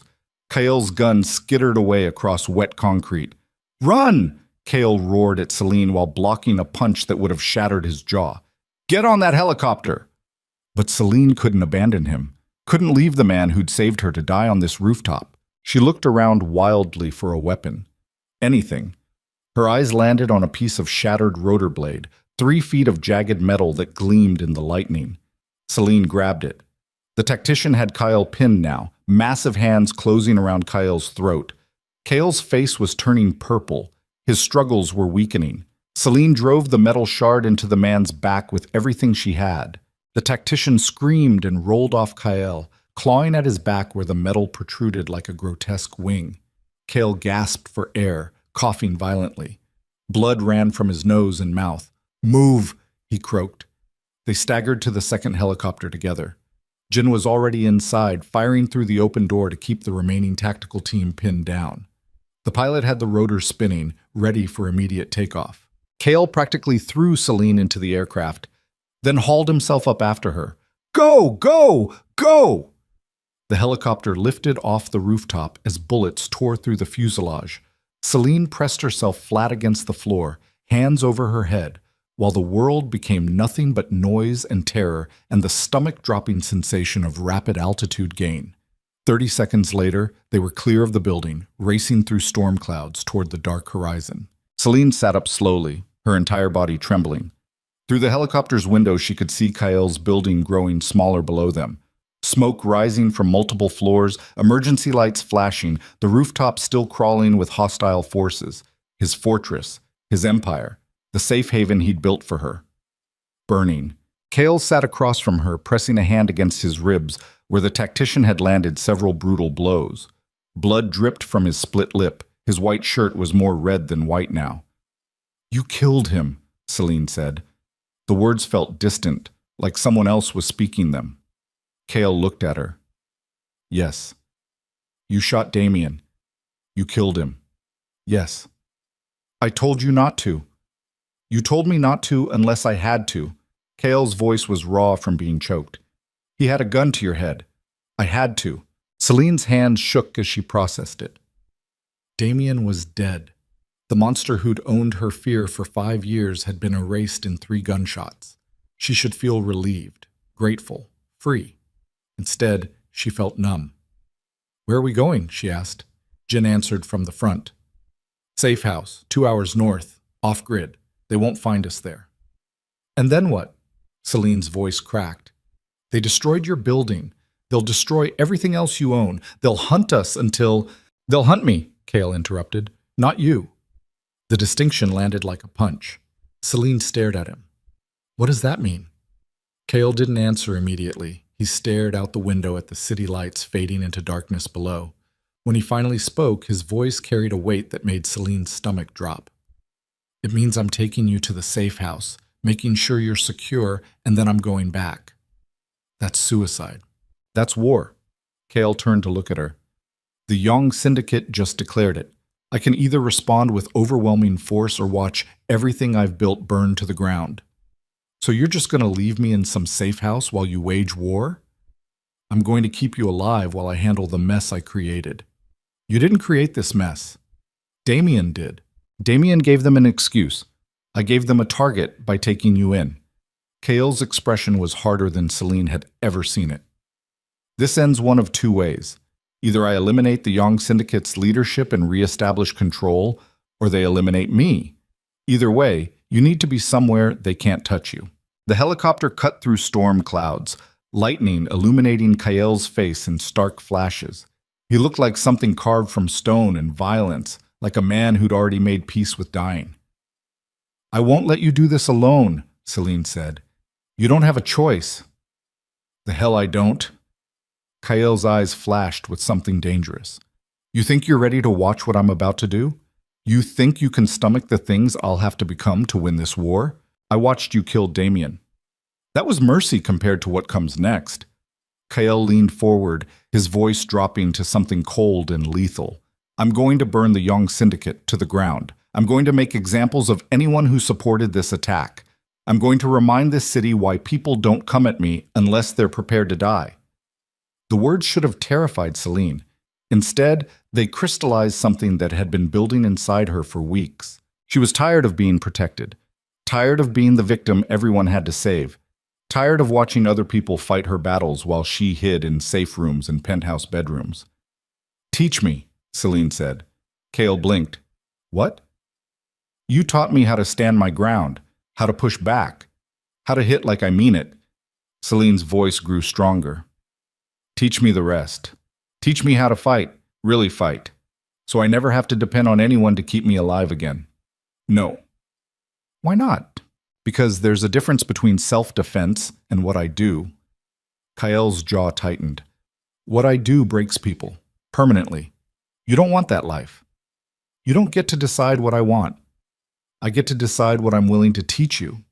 They stared at each other across the helicopter's interior, while Jin pretended to be very interested in the instrument panel, and the pilot kept his eyes fixed on the storm ahead. You said I reminded you of yourself, Selene said quietly. You said you wish someone had helped you before you had to figure it out alone. That was about survival. This is about revenge. No, this is about making sure nobody can ever do to me what Damien did. Celine's hands clenched into fists. You think I want to spend the rest of my life running, hiding, depending on armed guards and safe houses? I want to be dangerous, Kael. I want to be the kind of person nobody even thinks about touching. Something shifted in Kael's expression. He studied her like he was seeing her for the first time. You have no idea what you're asking for. Then tell me. Kael was quiet for a long moment. Rain hammered against the helicopter's windows. Lightning illuminated the storm clouds in violent bursts. If I teach you, Kael finally said, there's no going back. You can't unlearn this. You can't return to being the woman who hid in corners and apologized for existing. Good. I don't want to be her anymore. You'll have blood on your hands. I already do. Selene held up her palms, still stained with rust-colored traces from where she'd driven metal into a man's back. I stabbed someone tonight. To save you. And I don't regret it. Kael's eyes darkened. That was adrenaline. Survival instinct. What I'm talking about is calculated. Cold. Making the decision to hurt someone before they even threaten you, because you know they will, eventually. Sounds like you're trying to talk me out of this. I am. Why?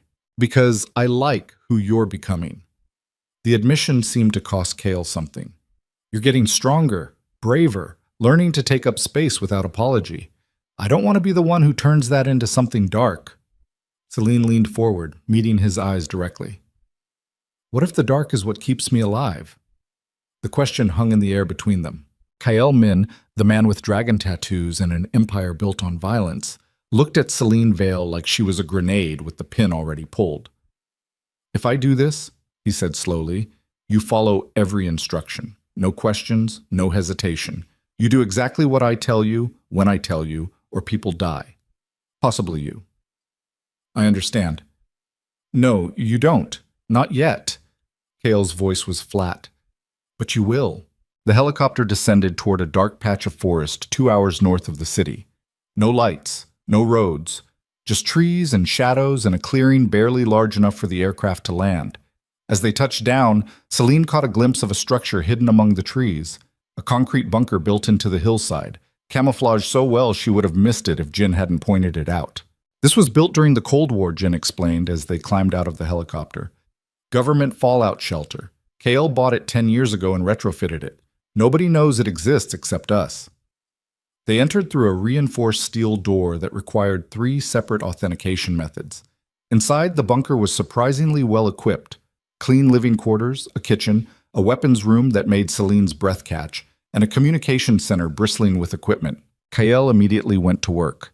He pulled up encrypted channels on the communication equipment, making rapid-fire calls in Korean and English to people whose names Selene didn't catch. Coordinating, planning, preparing for war. Jean dealt with his shoulder wound while simultaneously monitoring security feeds from what remained of Kael's city operations. The picture was grim. The Young Syndicate had taken advantage of the chaos to seize 3 of Kael's nightclubs and 2 warehouse facilities. They'd moved fast. Professional. Like they'd been planning this for months.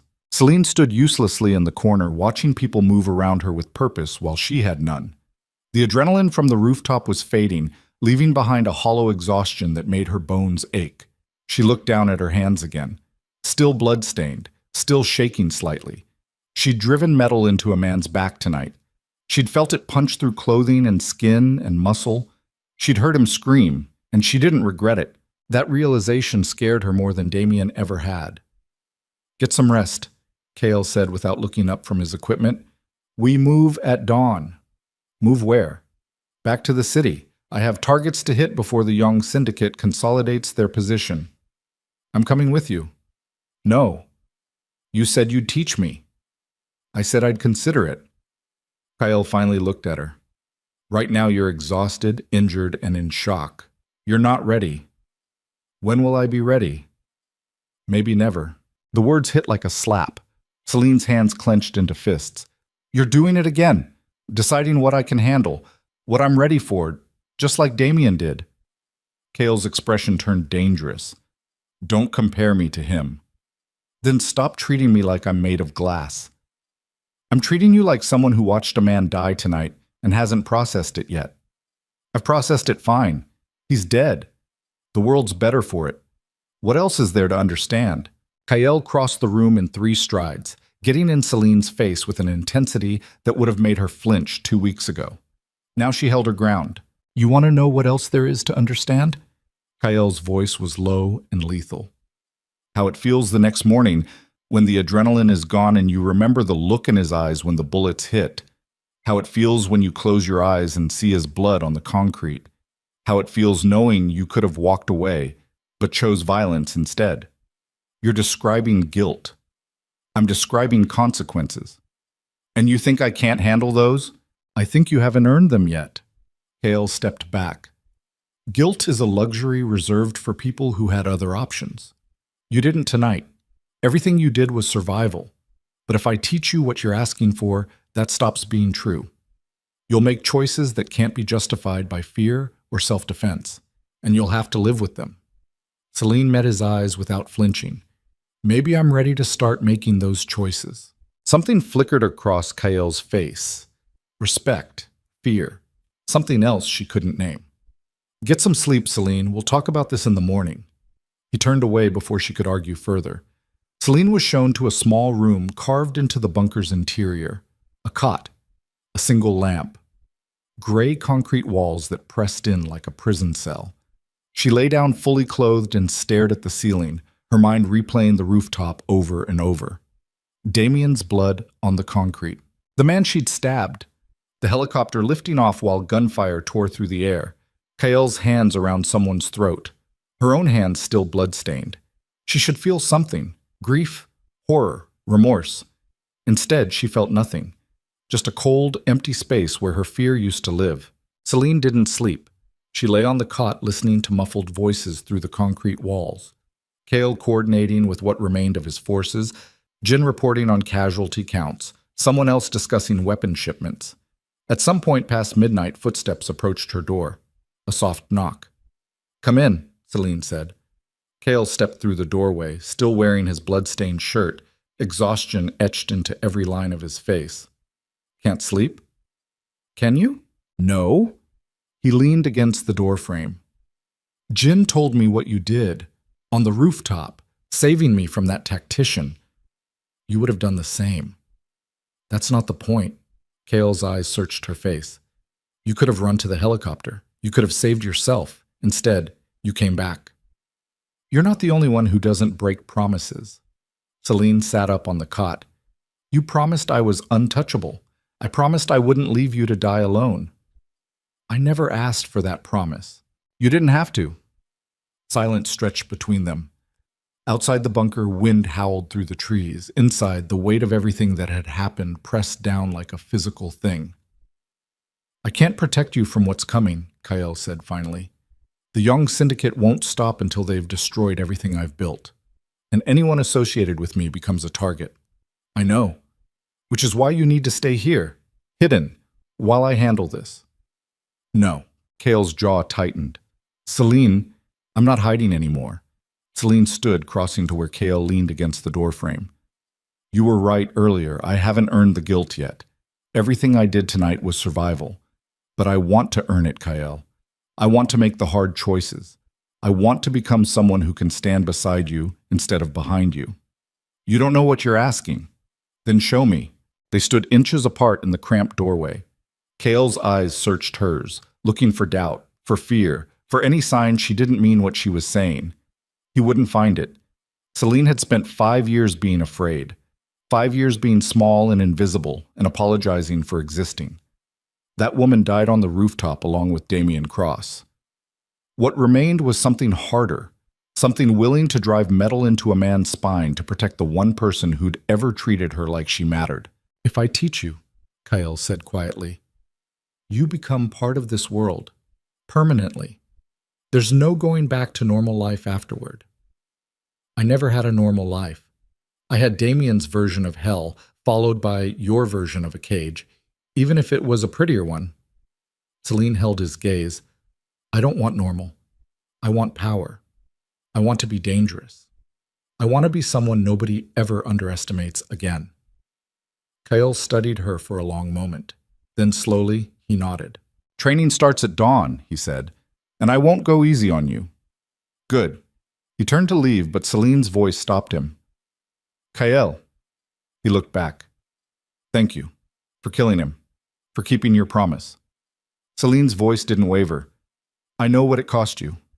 Kael's expression was unreadable. It cost me nothing. Men like Damien Cross are weeds. Pulling them out makes the garden better. Then what about the man I stabbed?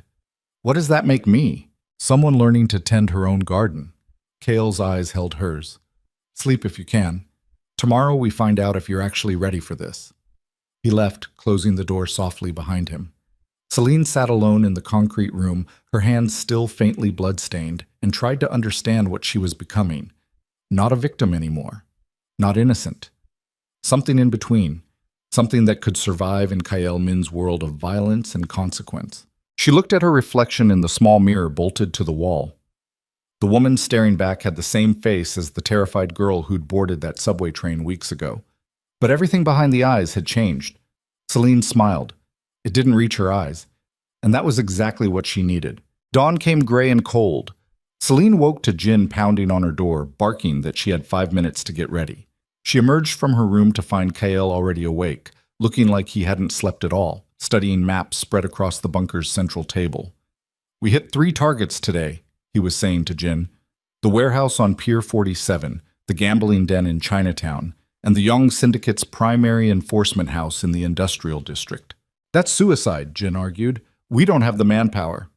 Which is why we're not fighting fair. Kael tapped a location on the map. We ghost in, hit their supply lines, and disappear before they can respond. Make them bleed resources. Make them spread their forces thin trying to protect everything. Guerrilla tactics. Exactly. Jin noticed Celine standing in the doorway. Is she coming? Kael looked up. His eyes met Celine's across the room. That depends. Can you follow orders without question? Yes. Can you pull a trigger if I tell you to? Celine didn't hesitate. Yes.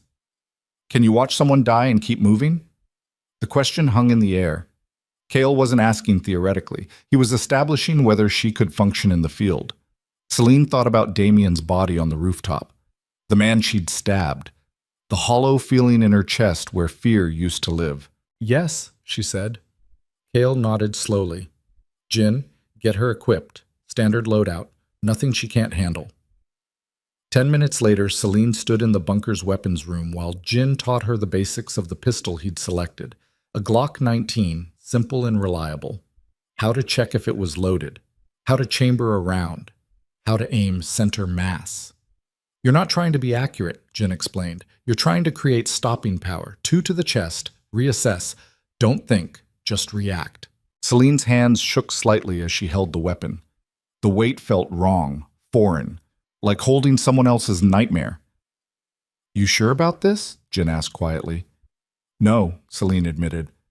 But I'm doing it anyway. Jin almost smiled. That's the only right answer in this line of work. They drove back to the city in an unmarked van, approaching from the north through routes Kael said were clean of surveillance. The building that had been his fortress looked even worse in daylight. Burn marks scarring the upper floors, windows shattered, police barriers surrounding the perimeter.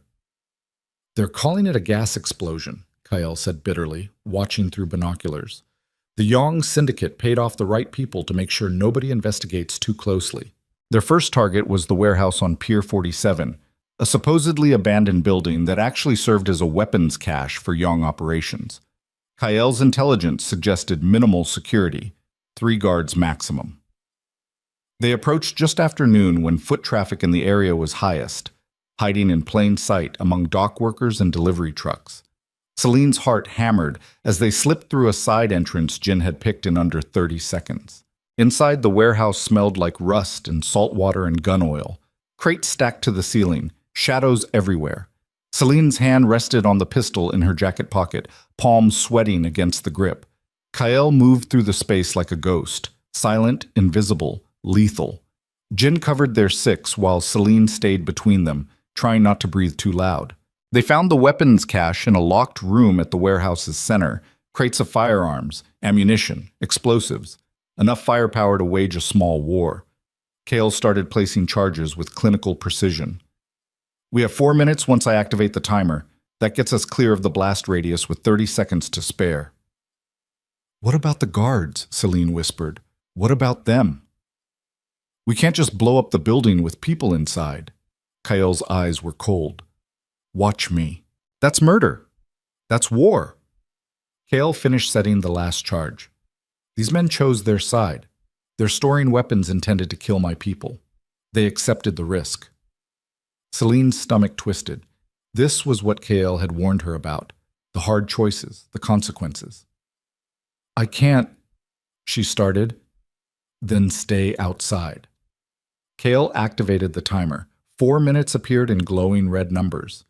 Because I'm not compromising an operation because you're having second thoughts. He walked past her toward the exit. Jin followed. Celine stood alone in the weapons cache, watching the timer count down. 3 minutes, 50 seconds. She could warn the guards, could scream fire and give them time to run. She could also get herself killed and ruin Kael's operation in the process. 3 minutes, 30 seconds. The decision crystallized. Celine turned and ran after Kael. They cleared the warehouse with 45 seconds to spare. From a safe distance 2 blocks away, Celine watched the building explode in a fireball that sent debris raining across the dock. Secondary explosions followed as ammunition cooked off. 3 men ran from the warehouse engulfed in flames. Celine watched them burn, and she kept her mouth shut. You okay? Jin asked. No, Celine said honestly. Good. That means you're still human. Jin lit a cigarette, hands steady despite what they'd just done.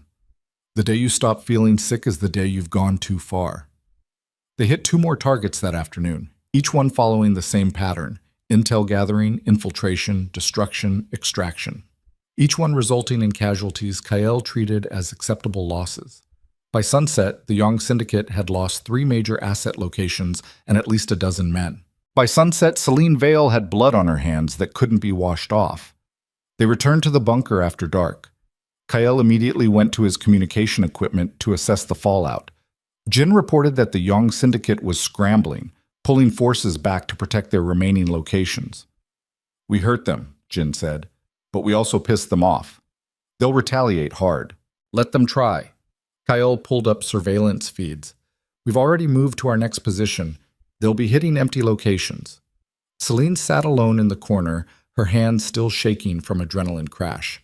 She kept seeing those men burning, kept hearing their screams, kept wondering if there was any version of this where she still got to be a good person. Kael found her there an hour later. You did well today, he said. I watched people die. Yes, and you're telling me I did well? You followed orders, kept moving, didn't freeze when it mattered. Kael sat down beside her. That's all I can ask for. Celine looked at him, really looked at him. This man who'd saved her life and was now teaching her how to take others. How do you live with it? By remembering that the people we killed today would have killed us without hesitation. Kael's voice was flat. This world doesn't reward mercy, Celine. It rewards strength. You want to survive? You need to be willing to do what weak people won't. And what if that turns me into a monster? Then you'll be a monster who's still breathing. Kael stood. Which is better than being a good person in a grave. He left her alone with that thought. Celine sat in the concrete bunker, her hands blood-stained, her conscience screaming, and understood the truth. She'd crossed a line today, and there was no going back. The woman who'd hidden in corners and apologized for existing was gone. In her place was someone harder, someone capable of watching men burn and keeping silent. Someone Damien Cross would have feared. Celine looked at her reflection in the darkened window. and she didn't recognize the woman staring back. But she understood finally what Kyle had been trying to tell her. This was the price of power. This was what it cost to never be a victim again. And Celine Vale was willing to pay it, even if it meant losing herself in the process. 3 days of guerrilla warfare turned Black Ridge City into a chessboard where every move carried the weight of lives. Celine learned to sleep in 4-hour increments between operations, learned to eat cold food without tasting it, learned to check her weapon before checking her reflection because mirrors stopped mattering when survival was the only metric that counted. Kale ran his war from the bunker's communication center, coordinating strikes with military precision while the Yang Syndicate bled resources trying to protect assets they didn't know were already compromised. Every warehouse they burned, every supply route they disrupted, every enforcer they eliminated. The attacks were surgical, devastating, and exactly calculated to create maximum chaos with minimum exposure. But wars weren't won with tactics alone. They were won by whoever could endure the most pain. On the 4th morning, Celine woke to find Kyle staring at satellite imagery of a compound in the industrial district. His eyes were bloodshot. Dark circles carved shadows beneath them. He looked like he hadn't slept since the rooftop. "What is it?" Celine asked. Kale tapped the screen. The Yang Syndicate's Central Command, where their leadership operates, where they coordinate everything. His finger circled a reinforced building surrounded by shipping containers and warehouse structures. "If we take this location, we decapitate their entire operation." "How many men are we talking about?" "Defending?" Kale pulled up thermal imaging. 30, maybe 40. All armed, all trained, all willing to die protecting their bosses. Jin appeared in the doorway, his shoulders still bandaged but his eyes sharp. "That's suicide. Even with our full force, we'd be outnumbered 3-1. Which is why we're not using our full force." Kyle zoomed in on the compound's perimeter. "Most of those 40 men will be positioned outside, guarding approaches, watching for frontal assault. They're expecting us to hit them the same way we've been hitting their other locations." "And we're not?" Celine said. "No, we're walking through the front door." Kyle's smile was cold and sharp. "While they're busy watching for guerrilla tactics, we go conventional, brazen, make them think we've lost our minds." "Because we have," Jin muttered. "Maybe." Kyle stood, rolling his shoulders like a fighter preparing for the cage. "But desperation creates opportunities. They think we're scattered, broken, running on fumes.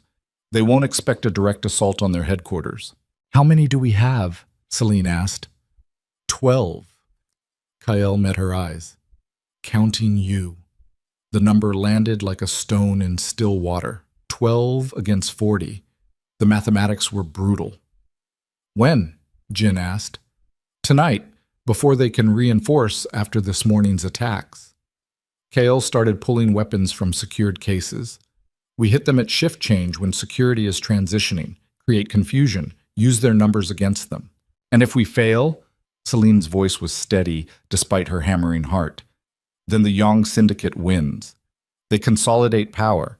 They hunt down everyone associated with me and make examples of them." Kale loaded a magazine with mechanical efficiency. "And you spend the rest of your life running from people who don't forget and don't forgive." The bunker transformed into a war room. Kale's remaining forces arrived throughout the day. Hard-eyed men and 2 women who moved with the same lethal precision Celine recognized from weeks of watching Jin work. They spoke in clipped sentences, checking weapons and memorizing building layouts, with the focus of people who understood exactly how thin the margin for error would be. Celine stood among them, holding her Glock 19, feeling like a child playing dress-up in adult clothes. These were professionals. Veterans of conflicts she couldn't begin to understand, and she was supposed to stand beside them in a firefight that would determine whether everyone in this room lived or died. "You don't have to do this," Kyle said quietly, appearing at her shoulder. "Yes, I do." "No, you can stay here. Guard the bunker. Nobody would think less of you." Celine turned to face him. "I would." Kyle studied her face, searching for doubt. "This isn't like the warehouse. This is sustained combat, close quarters, people shooting back. It's chaos and terror and the very real possibility that you die screaming in some shipping container while I'm too busy staying alive to help you." "I know." Do you? Kale stepped closer, his voice dropping. Because once we're in that compound, there's no extraction if things go wrong, no helicopter rescue, no last-minute salvation. If we fail, we die there. All of us. Then we don't fail. Something flickered in Kael's expression. Pride, fear, resignation. You've changed. You changed me. I gave you tools. You chose what to build with them. Kael's hand touched her shoulder briefly, then dropped. Stay close to Jin. Follow his lead. And if I tell you to run, you run. Understood? I'm not leaving you to die. That's not your decision to make. The hell it isn't. They stared at each other while the bunker buzzed with preparation around them. Two people who'd met on a subway train weeks ago, now preparing to wage war together against an empire built on violence and control. If we survive this, Kael said quietly, remind me that I'm an idiot for letting you come. If we survive this, Celine replied, I'll remind you that I didn't need your permission. Kael almost smiled. Then his expression hardened back into the cold mask he wore when preparing for violence. Gear up. We leave in 2 hours. The drive into the city felt like descending into hell. They used 3 separate vehicles to avoid presenting a single target, approaching the industrial district from different directions. Celine rode with Jin and 2 others whose names she'd learned but whose faces still seemed interchangeable in the darkness. First time? One of them asked. A woman in her 30s with a scar bisecting her left eyebrow. Yes, Celine admitted. You scared? Terrified. The woman smiled. Good. Fear keeps you sharp. It's when you stop being scared that you get sloppy. She checked her rifle. Stay low. Move fast. Don't hesitate. Hesitation kills more people than bullets. The compound appeared ahead, a fortress of steel and concrete illuminated by harsh industrial lights. Shipping containers stacked like walls. Guard towers at each corner. Men with rifles patrolling the perimeter in pairs, exactly as Kael's intelligence had described. They parked 3 blocks away and approached on foot, moving through shadows between abandoned warehouses. Celine's heart hammered so hard she could hear it in her ears. Sweat soaked through her shirt despite the cold night air. Her hands trembled slightly on her weapon. Kael appeared beside her like a ghost. Breathe. Celine forced air into her lungs. In, out, better. Kael's eyes scanned the compound. We go in 2 teams. Mine hits the main entrance, creates noise, draws security. Jin's team uses the distraction to breach the east wall and secure the interior. You're with Jin. What about you?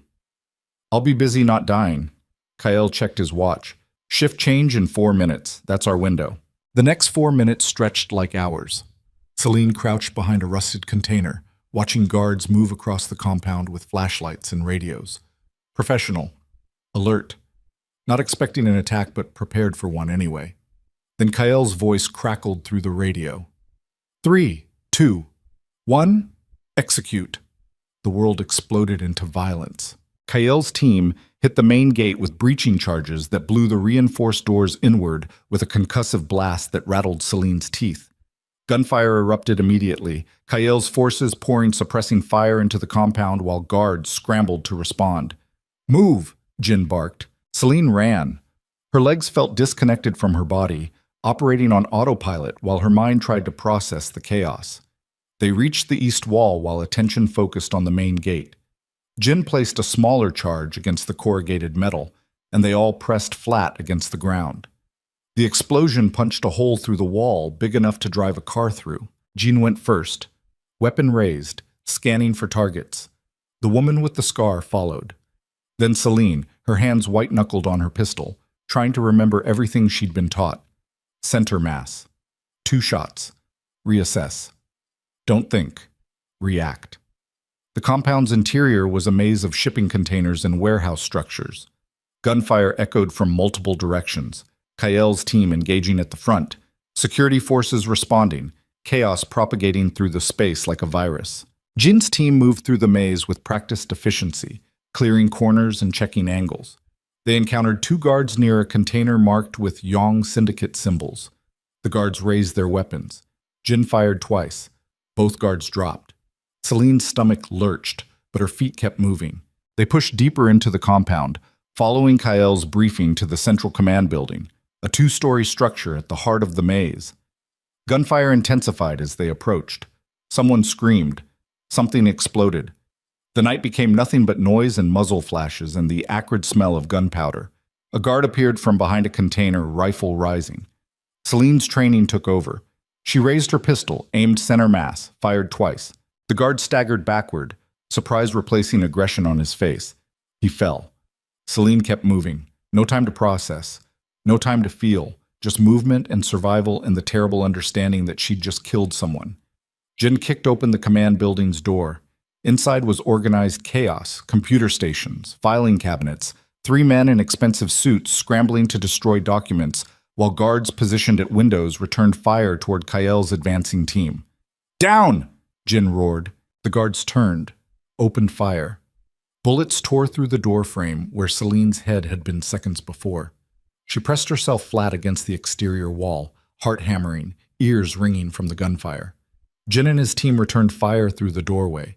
The interior of the building became a killing box, overlapping fields of fire, ricochets sparking off metal surfaces, people shouting in Korean and English in pure wordless rage. One of Jin's team went down, clutching his leg and cursing. "Cover me!" Jin yelled, and disappeared into the building. Celine had 3 seconds to make a decision: stay outside in relative safety, or follow Jin into hell. She followed. The interior was exactly as chaotic as she'd feared. Jin engaged 2 guards near the stairwell, trading shots at point-blank range. The 3 men in suits had pulled weapons and were firing wildly. Bullets punched through computer monitors and shattered windows, and turned the command center into a war zone. Celine saw one of the suited men aiming at Jin's back. She fired. Once, twice, 3 times. The man dropped. Jin spun, saw Celine, nodded once. No thanks. No acknowledgement.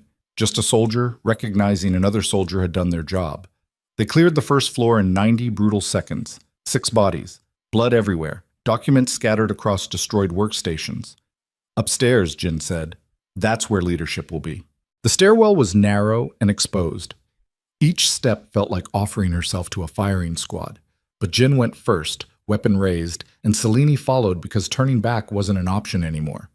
The second floor opened into a conference room where 4 men sat around a table, not scrambling, not panicking, waiting. The center figure was older, maybe 60, with silver hair and eyes like chipped ice. He smiled when Jin and Celine entered. "Kael Min sends children now?" he said in accented English. Jin's weapon never wavered. "Song Yong, you're done." Song Yong's smile widened. "Am I? I count 2 of you, 4 of us, and a building full of my men who will tear you apart the moment they finish with your boss." He leaned back in his chair. "Tell me, does Kael really think killing me ends this? I have sons, lieutenants, an entire organization built to survive decapitation." "Then we'll keep cutting until there's nothing left," Jin said. Brave words. Song Yong nodded to the men around him. They moved simultaneously, pulling weapons from beneath the table. Jin fired first, dropped one. The others returned fire. The conference room exploded into chaos. Jin dove behind an overturned table.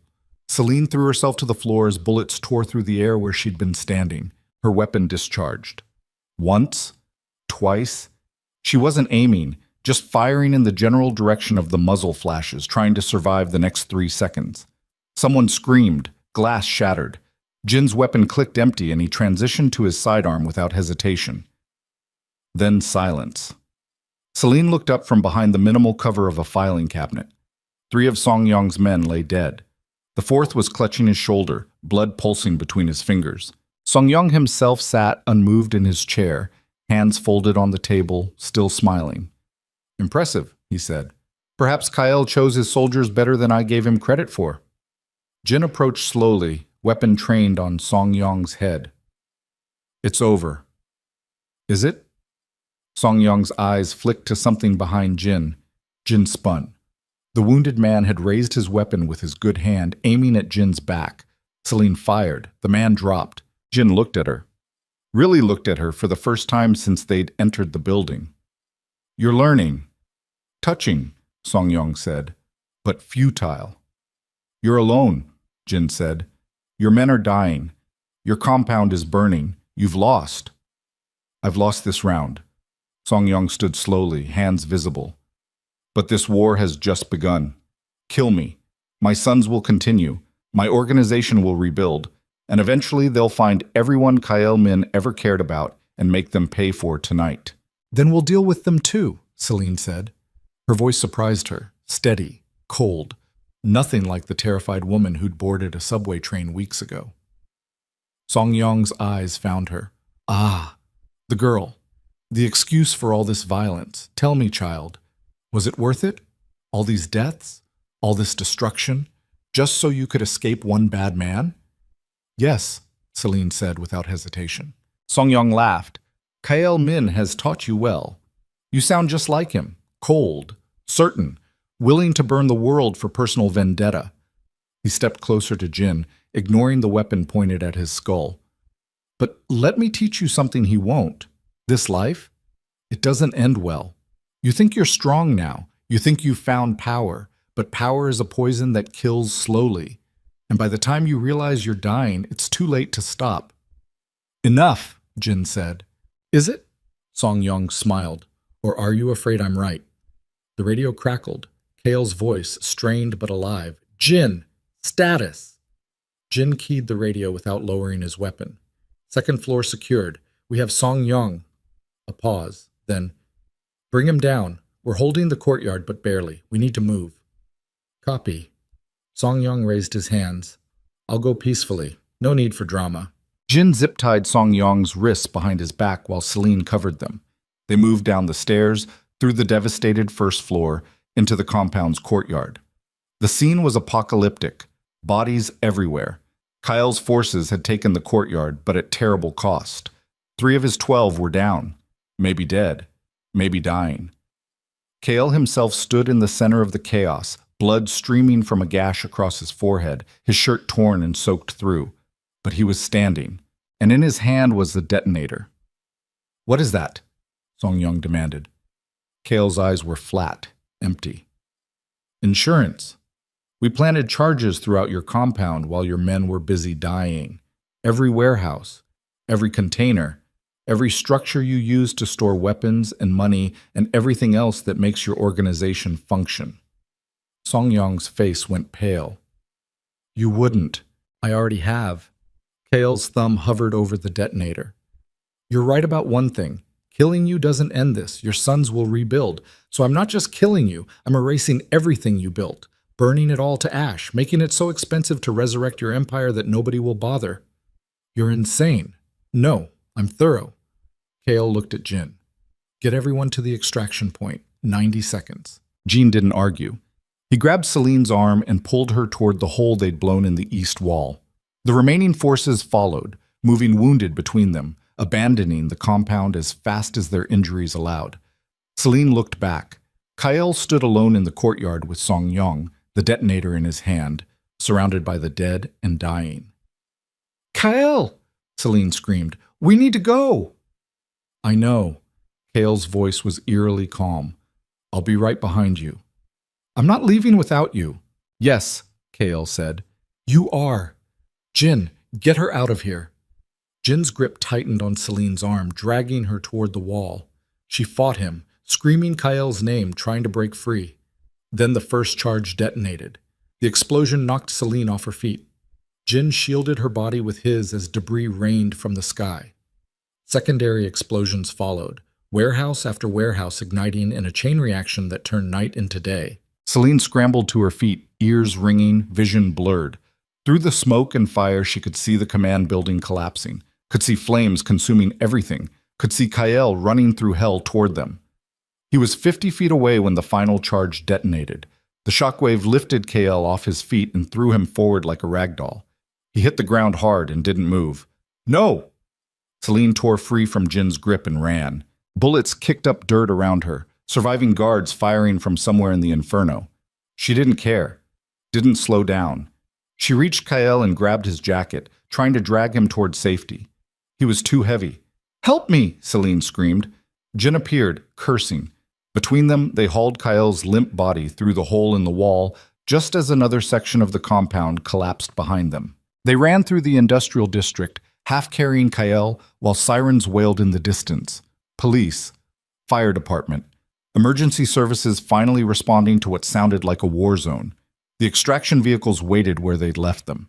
They threw Kyle into the back of Jin's van and peeled out, heading north toward the bunker while Black Ridge City burned behind them. Celine pressed her hands against Kyle's chest, checking for breath, for a heartbeat, for any sign he was still alive. His eyes opened. "Did you get him?" Kyle rasped. "What?" "Song Yong. Did you get him out?" Understanding hit Celine like a physical blow. "You left him there. He said his sons would rebuild. I made sure there was nothing left to rebuild from." Kale coughed, blood flecking his lips. "No body to honor, no empire to inherit, just ash. You could have died." "I almost did." Kale's hand found hers, gripping weakly. "But you came back for me." "Of course I did. I told you to run. I don't follow orders well." Kale's smile was pained. "I noticed." The bunker's medical room smelled like antiseptic and blood. The doctor, a different one than had treated Celine weeks ago, worked on Kyle with grim efficiency. Broken ribs, concussion, second-degree burns across his back from the final explosion. He'd survive, but barely. Celine sat outside this medical room, her hands still shaking from adrenaline. She'd killed people tonight. 3 that she could confirm. Maybe more in the chaos. The warehouse guard who'd appeared from behind the container. The suited man who'd been aiming at Jin. The wounded man in the conference room. She should feel something. Horror, guilt, remorse. Instead, she felt nothing, just exhaustion and the terrible understanding that this was her life now. Jin found her there 2 hours later. His shoulder had been rebandaged. His face was gray with fatigue. "We lost 4, he said quietly. 3 dead. 1 critical who might not make it. I'm sorry." "Don't be. They knew the risks." Jin sat down beside her. "You did good tonight. I killed people. You saved people too, including Kale. That counts for something." Celine looked at her hands, still faintly bloodstained despite washing them twice. "Does it get easier?" "No." Jin's voice was flat. "It gets familiar. That's not the same thing." "How do you live with it?" "By remembering that the alternative is being dead." Jin stood. "Get some rest. Tomorrow we figure out what's left of Kyle's empire and whether we can rebuild." He left her alone in the hallway. Celine sat there until dawn, listening to the doctor work on Kyle behind the closed door, trying to understand what she'd become. Not a victim anymore, not innocent, a soldier in a war she'd never asked to fight. Kyle emerged from the medical room 3 hours later, his torso wrapped in bandages, moving like every breath hurt. But he was standing, walking, alive. "You should be resting," Celine said. "So should you." Kale lowered himself onto the bench beside her with visible effort. "But neither of us are very good at following medical advice." They sat in silence for a long moment. "Song Yong is dead," Kale finally said. "His compound is destroyed. His organization is scattered. We won." "Did we?" Celine's voice was hollow. 4 of your people died. You almost died. The Young Syndicate might be broken, but there are probably 5 other organizations waiting to fill the vacuum. Probably. So what was the point? Kale turned to look at her. The point was that nobody gets to threaten what's mine without paying for it. Song Yong used you as an excuse to attack me. I used that as an excuse to erase him. Now everyone else in this city knows what happens when they come at me. More violence, more death, forever. Welcome to my world. Kael's voice was tired. I told you it wasn't pretty. Celine stood abruptly. I need air. She walked out of the bunker into gray morning light.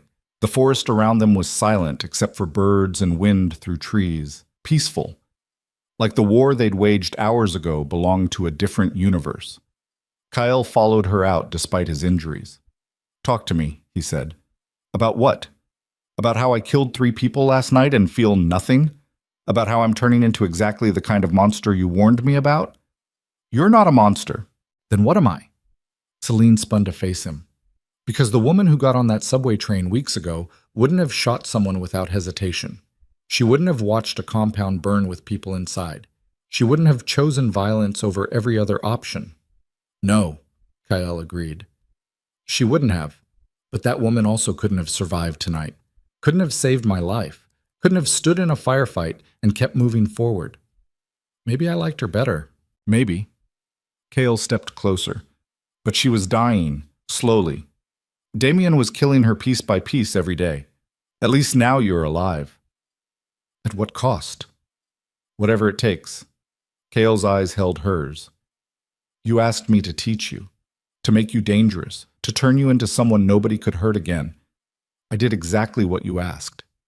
I know, Celine's voice cracked, and I hate that I'm grateful for it. Kale reached out slowly, giving her time to pull away. When she didn't, his hand cupped her face. You're allowed to be both. Grateful and horrified. Strong and scared. A survivor, and someone who wishes she didn't have to survive this way.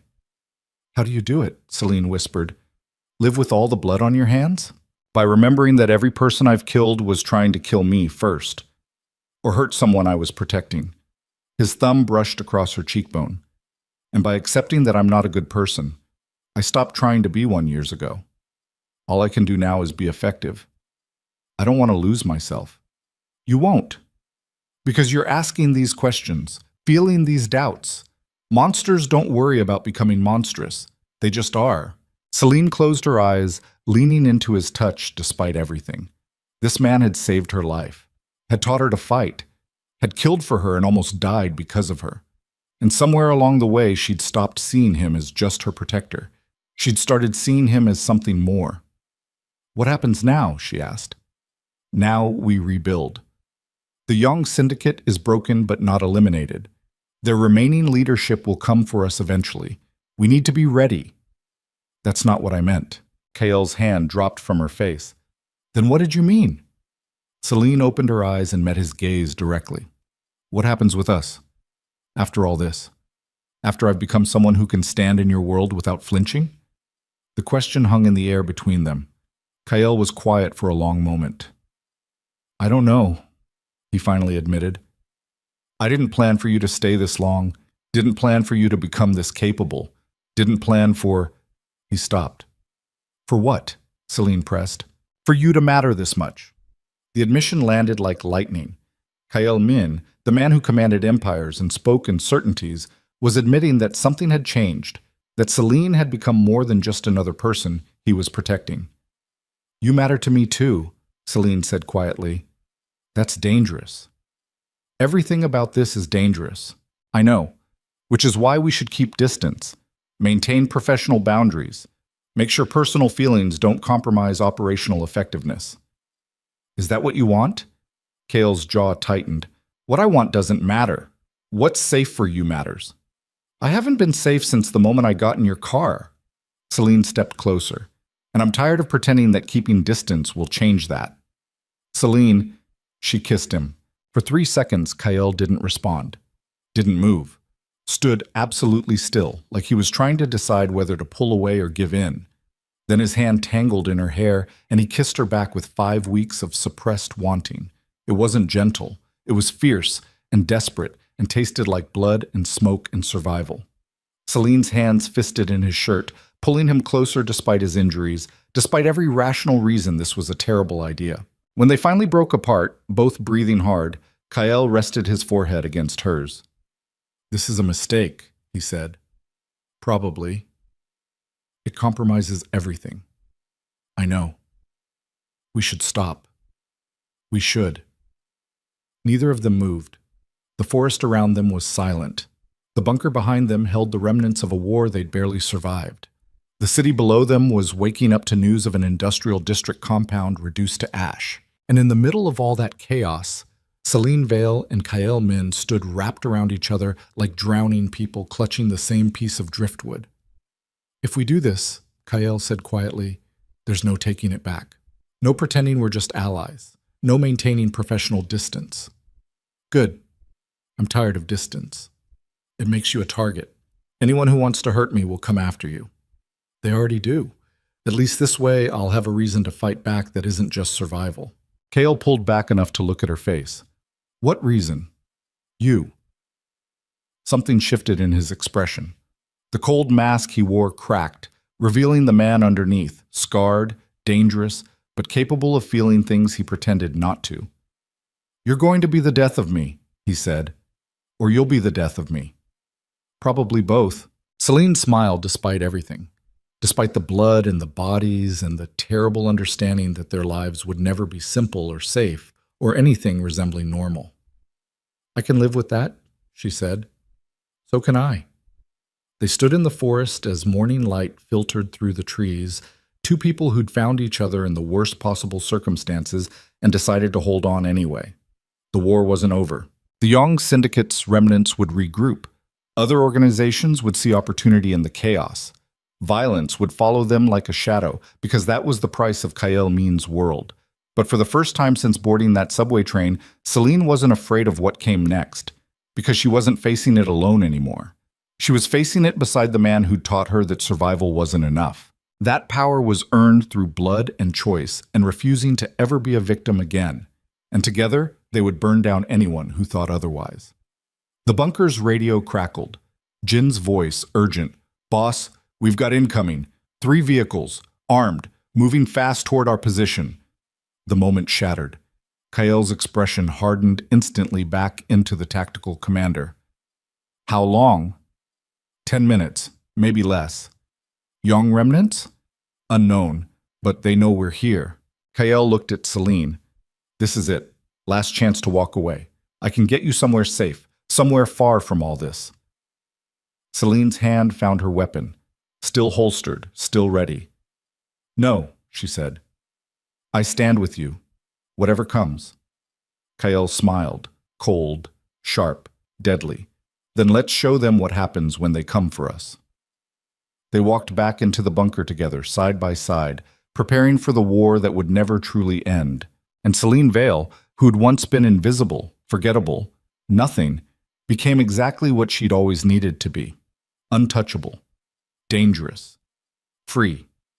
The 3 vehicles appeared through the trees exactly 9 minutes later, engines roaring, headlights cutting through morning mist. Kyle's remaining forces took positions around the bunker's perimeter, weapons ready, faces grim. Celine stood beside Kyle, her heart steady, her hands sure, waiting to see who would step out of those vehicles, and whether they'd come for negotiation or annihilation. The lead vehicle's door opened, and everything Celine thought she understood about this war. The lead vehicle's door opened. A woman stepped out, tall, mid-40s, Korean, dressed in an immaculate charcoal suit that somehow remained pristine despite the forest dirt and morning dew. Her hair was pulled back in a severe bun. Her eyes were the same chipped ice color Celine had seen in Song Yong's face before the compound burned. Behind her, armed men emerged from the other 2 vehicles, not the chaotic tactical teams from the compound raid. These moved with military precision, professional, disciplined, soldiers, not thugs. Kale's hand moved to his weapon, but the woman raised her palm in a gesture that clearly meant peace. "Kyle Min," she called across the clearing, "I'm here to talk, not fight." "You brought an army for a conversation," Kyle said. His weapon remained holstered, but his entire body was coiled with tension. "And you burned my father alive last night. Forgive me for taking precautions." The woman walked forward slowly, hands visible. "My name is Song Min Hee. I'm Song Yong's eldest daughter, and before you start calculating how many bullets it will take to kill everyone I brought, let me save you the math. You can't, not without dying in the process, and I suspect you're tired of dying." Celine watched this woman approach with the confidence of someone who'd never been afraid in her life. Everything about her screamed power, not the brutish violence of her father's organization, but something more refined, more dangerous. "What do you want?" Kyle asked. Minhee stopped 20 feet from the bunker entrance, close enough to talk, far enough to avoid immediate threat. "To offer you something my father was too proud to consider: peace." The word landed like a stone in still water. "Your father declared war," Kyle said. "Used an innocent woman as an excuse to attack my home. Killed my people. You'll forgive me for being skeptical about peace offers from his daughter. My father was a dinosaur who thought he could win wars the old way, with violence and territory and body counts." Minhee's voice was clinical, detached. "He was wrong, and it cost him everything. I'm not interested in repeating his mistakes." "Then what are you interested in? Stability? Profit? A city where we both operate without bleeding resources fighting each other. Minhee glanced at the bunker, at Kael's forces positioned around the perimeter. You cost my organization millions last night. Destroyed infrastructure it will take years to rebuild. Killed some of our best people. By every metric, I should be here for revenge. But you're not, Celine said. Minhee's eyes found her, sharp, calculating. You must be the girl. The excuse my father used to start this war. I have a name. I'm sure you do. Minhee's tone wasn't dismissive, just factual. My father thought you were a weakness, a vulnerable point he could exploit to bring Kael Min down. He was wrong about that too. He died wrong about a lot of things, Kael said. Yes, he did. Minhee pulled an envelope from her jacket pocket. Which is why I'm here, to offer you a treaty. Formal borders, agreed upon territories, profit-sharing arrangements for ventures where our interests overlap, everything documented, everything clear. And in exchange, you stop burning my father's legacy to the ground. You let what remains of the Yong Syndicate rebuild under my leadership. You accept that this city is big enough for both our organizations to thrive. Minhee held out the envelope. Or you refuse, and we keep bleeding each other dry until someone weaker fills the vacuum we create. Kael didn't move to take the envelope. Your father tried to kill me, tried to take her. He gestured toward Celine. You expect me to make peace with the organization that did that? I expect you to be pragmatic. Minhee's voice hardened. My father is dead. His compound is ash. His top lieutenants burned with him. You've had your revenge, Kael. The question is whether you're satisfied with that, or whether you need to keep killing until everyone associated with the Yong name is in the ground. The challenge hung in the morning air. Celine watched Kael's face, trying to read the calculations happening behind his eyes. This woman was offering exactly what wars were supposed to end with: negotiated peace, defined territories, mutual benefit. But it meant accepting that the people who'd attacked them, who'd forced Celine to kill, who'd almost destroyed everything they'd built, would continue existing just across some invisible line. I need to discuss this with my people, Kael said finally. Of course. Minhee set the envelope on the hood of her vehicle. You have 48 hours. After that, the offer expires and we return to the old way of doing things. War until one of us is destroyed completely. She turned to leave, then paused. For what it's worth, I'm sorry about what my father did. He was brilliant once, but age and paranoia made him reckless. You did the city a favor by ending him. She walked back to her vehicle without waiting for a response.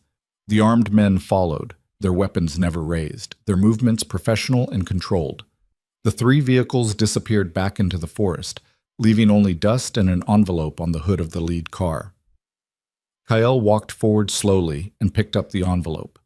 Inside was a formal contract, 10 pages of legal terminology and territorial maps and profit-sharing percentages.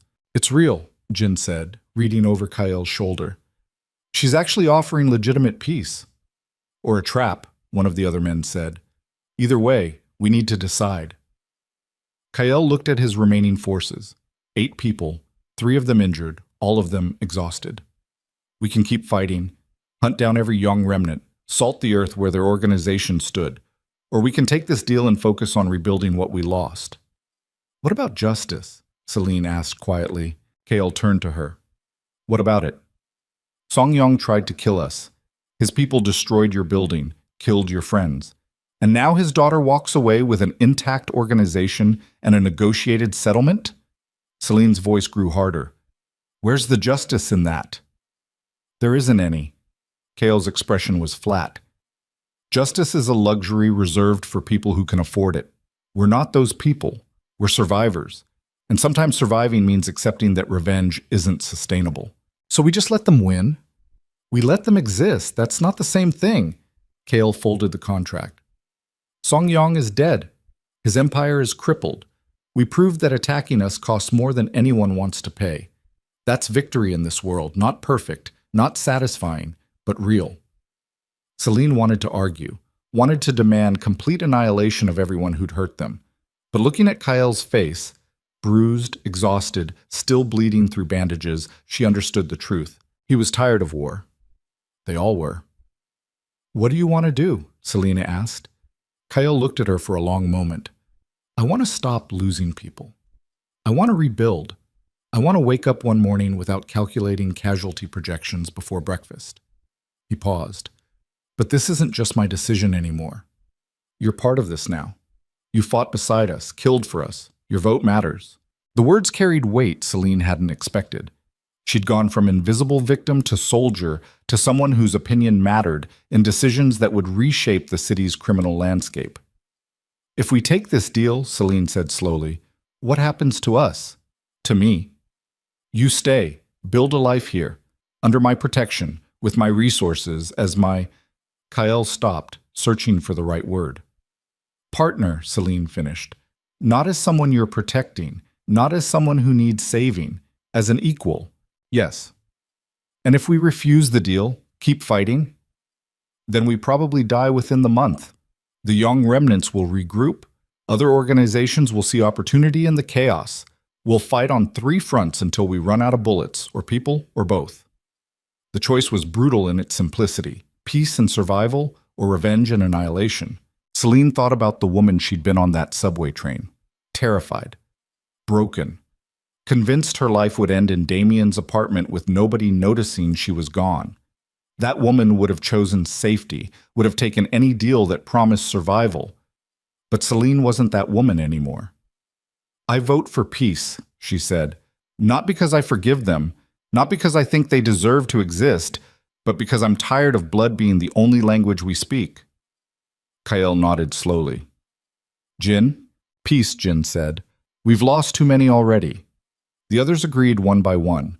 Not enthusiastically, not happily, but with the weary acceptance of people who'd survived hell and didn't want to return. Then it's decided. Kyle tucked the contract into his jacket. I'll meet with Min-hee tomorrow, negotiate final terms, establish boundaries. He looked at Celine. And after that, we figure out what normal looks like. Do we get to have normal? Celine asked. No, but we can pretend. The next 48 hours were a blur of negotiations and repositioning. Kyle met with Song Min-hee in neutral territory, a restaurant owned by a third party who had no stake in either organization. They hammered out details, adjusted boundaries, agreed on profit splits for overlapping ventures, and slowly, impossibly, peace emerged. Not friendship, not forgiveness, just a mutual understanding that continued war benefited nobody except their enemies.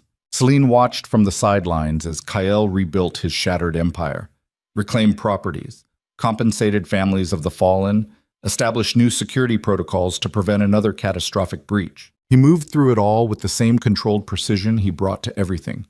But something had changed in him. He delegated more, trusted his people to handle operations without his direct oversight, spent less time in war rooms and more time with Celine, teaching her the business side of his world. Crime is just commerce with extra steps, Kyle explained one evening, showing her financial spreadsheets that would have looked legitimate to any accountant. People want things that are illegal. We provide those things. The violence is just overhead cost for market protection. That's the most cynical thing I've ever heard, Celine said. That's reality. Kyle closed the laptop. Morality is a luxury maintained by people who've never had to choose between their principles and their survival. We don't get that luxury. Do you ever regret it, this life? Kyle was quiet for a long moment. Every day, and never. It's both simultaneously. That's a contradiction. Welcome to being human. Celine studied his face in the lamplight.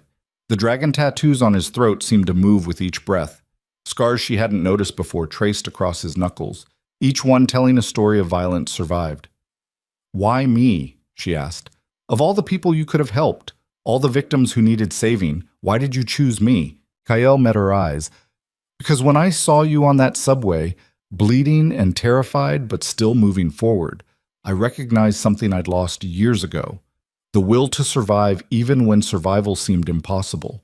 Most people break when they hit their limit. You just found a new way to keep going. And now? Now you don't need me to keep going. You've learned to stand on your own. Kyle's hand found hers across the table, which makes the fact that you're choosing to stay with me mean something. Did you think I'd leave? I thought you should. This life isn't safe. It's not stable. It's not anything a sane person would choose if they had better options. Maybe I'm not sane anymore. Or maybe you finally become who you were always supposed to be. Kael's thumb traced across her knuckles. Someone strong enough to survive this world without losing themselves in the process. Celine looked down at their joined hands. Hers still bore faint scars from the rooftop. His were marked by decades of violence. Two people who'd found each other in the worst possible circumstances and decided survival was better together than apart. "I love you," she said. The words landed between them like a grenade with the pin pulled. Kael went absolutely still. "Don't." "Why not?" "Because love is a vulnerability. It's a weapon people will use against us. It makes everything more complicated." "I don't care." "You should." "But I don't." Selene squeezed his hand. "I love you, Kael Min, and I'm tired of pretending I don't just because it's tactically inconvenient." Kael stared at her for a long moment. Then, slowly, something in his expression cracked. The cold mask he wore slipped, revealing the man underneath, scarred, dangerous, but capable of feeling things he'd spent years denying. "I love you too," he said quietly, "and it terrifies me." "Good. We can be terrified together." Kael pulled her close, and Celine let herself be held by the man who'd saved her life, and then taught her how to save herself. They sat in comfortable silence while the city glowed beyond the windows, a sprawling empire of light and shadow that they'd both bled to protect. 3 weeks after the treaty was signed, Celine stood on the balcony of Kael's rebuilt penthouse overlooking Blackridge City. The building was different now, same location, new construction, better security. But the view was identical, endless skyline, millions of lives moving below. A world that had no idea what violence had been waged to maintain the fragile peace they took for granted. Kael appeared beside her, 2 glasses of wine in hand. He'd healed well. The burns had faded to pink scars across his back. The broken ribs no longer made him wince with every breath. "Thinking about running?" he asked, handing her a glass. "Always." Celine took a sip. "But I never actually leave." "Why not?" "Because running implies I'm afraid of what I'll find if I stay. And I'm not afraid anymore." "You should be. This life doesn't have happy endings." "Maybe not, but it has real ones." Celine turned to face him. "And real is better than the fantasy I was living before. Pretending Damien was just having a bad day. Pretending everything would be fine if I just stayed quiet enough. And now? Now I know that nothing is fine. Everything is broken and dangerous and sustained by violence and compromise and people making hard choices every single day." Celine smiled. "And I'd rather live in that truth than die in a comfortable lie." Kael set down his wine glass and pulled her close. "You've changed. You changed me." "No, I gave you tools. You did the changing yourself." They stood wrapped around each other while the city hummed below. Somewhere in those streets, the Yong Syndicate was rebuilding under Minhee's leadership. Somewhere, other criminals were plotting their own moves in the endless chess game of power and territory. Somewhere, victims were becoming survivors, and survivors were deciding whether to remain victims or become something else entirely. Celine had made her choice. She'd chosen power over safety, honesty over comfort, a dangerous life lived on her own terms over a safe existence lived on someone else's. "I want to help them," Celine said suddenly. "Help who?" "People like I was. Women trapped with men like Damien. People who think they're invisible and worthless and nobody would notice if they disappeared." Kael pulled back to look at her face. "That's dangerous. Domestic abusers don't let their victims go quietly. You'd be making enemies every time you intervened." "Good. I'm tired of having nothing worth protecting." Celine's voice was steady. "You built an empire on violence and commerce. I want to build something else. A network. Safe houses. Resources. Exit strategies for people who need them. Using my money and protection. Yes. To directly antagonize men who will see it as theft of property they own.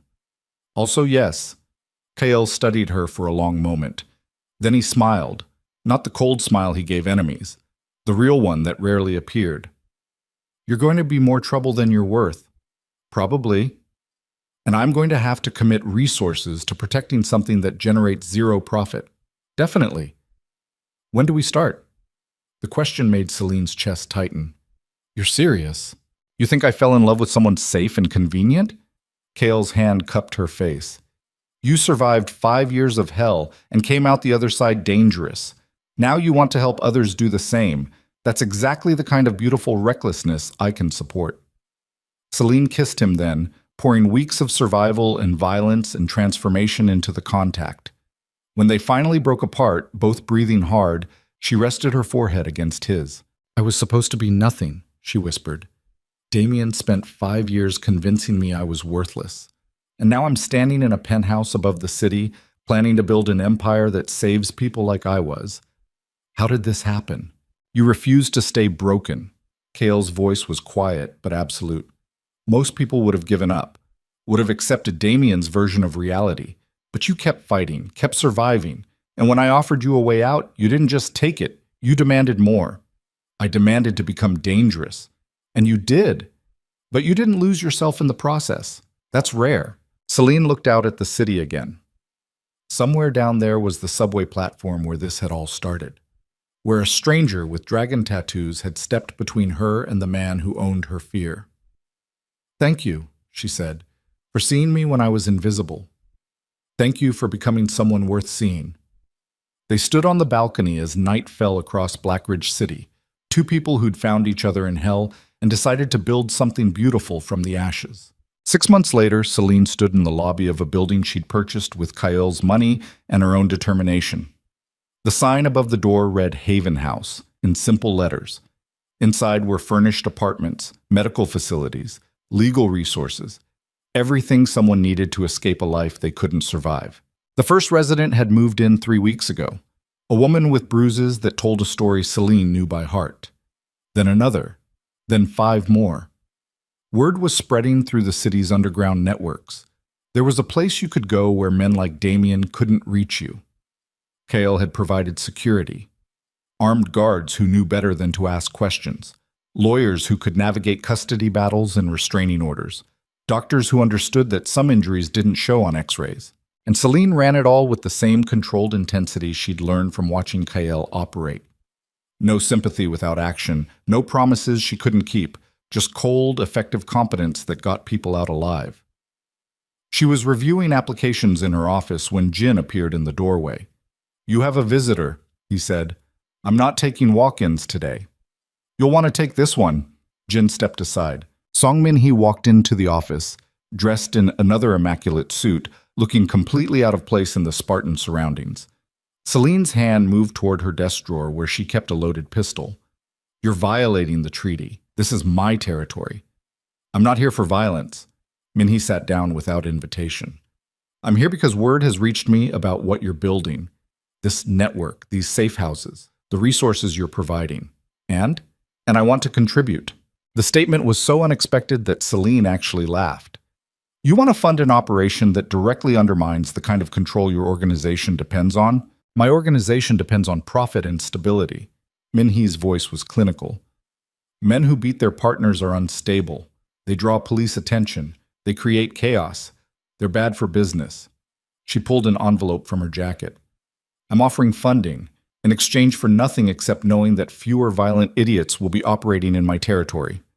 Celine stared at the envelope. This is insane. This is pragmatic. You've proven you can get these women out safely. I have resources you need. We both benefit from reducing chaos in the city. Min-hee set the envelope on the desk. Take it or don't, but the offer stands. She left before Celine could respond. Celine opened the envelope. Inside was a check for $500,000. She called Kyle immediately.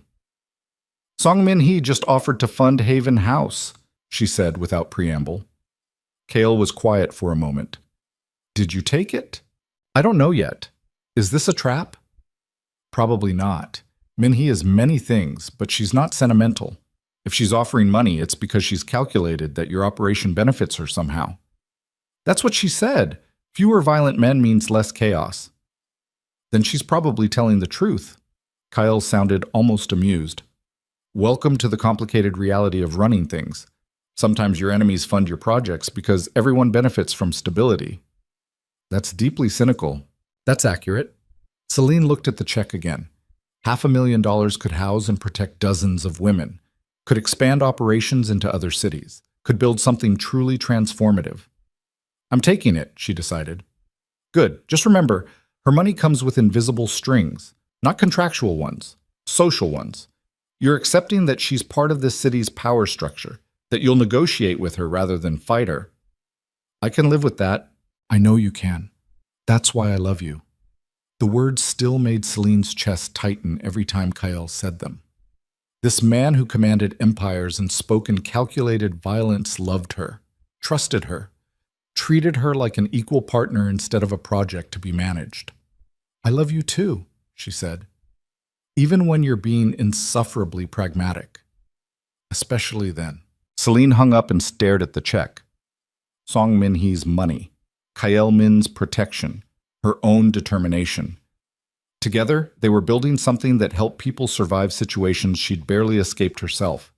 The irony wasn't lost on her. She'd become powerful by aligning with dangerous people, had learned to save others by becoming someone worth fearing, had built a refuge for the powerless using resources provided by the powerful. Nothing about it was pure or simple or morally uncomplicated, but it was real.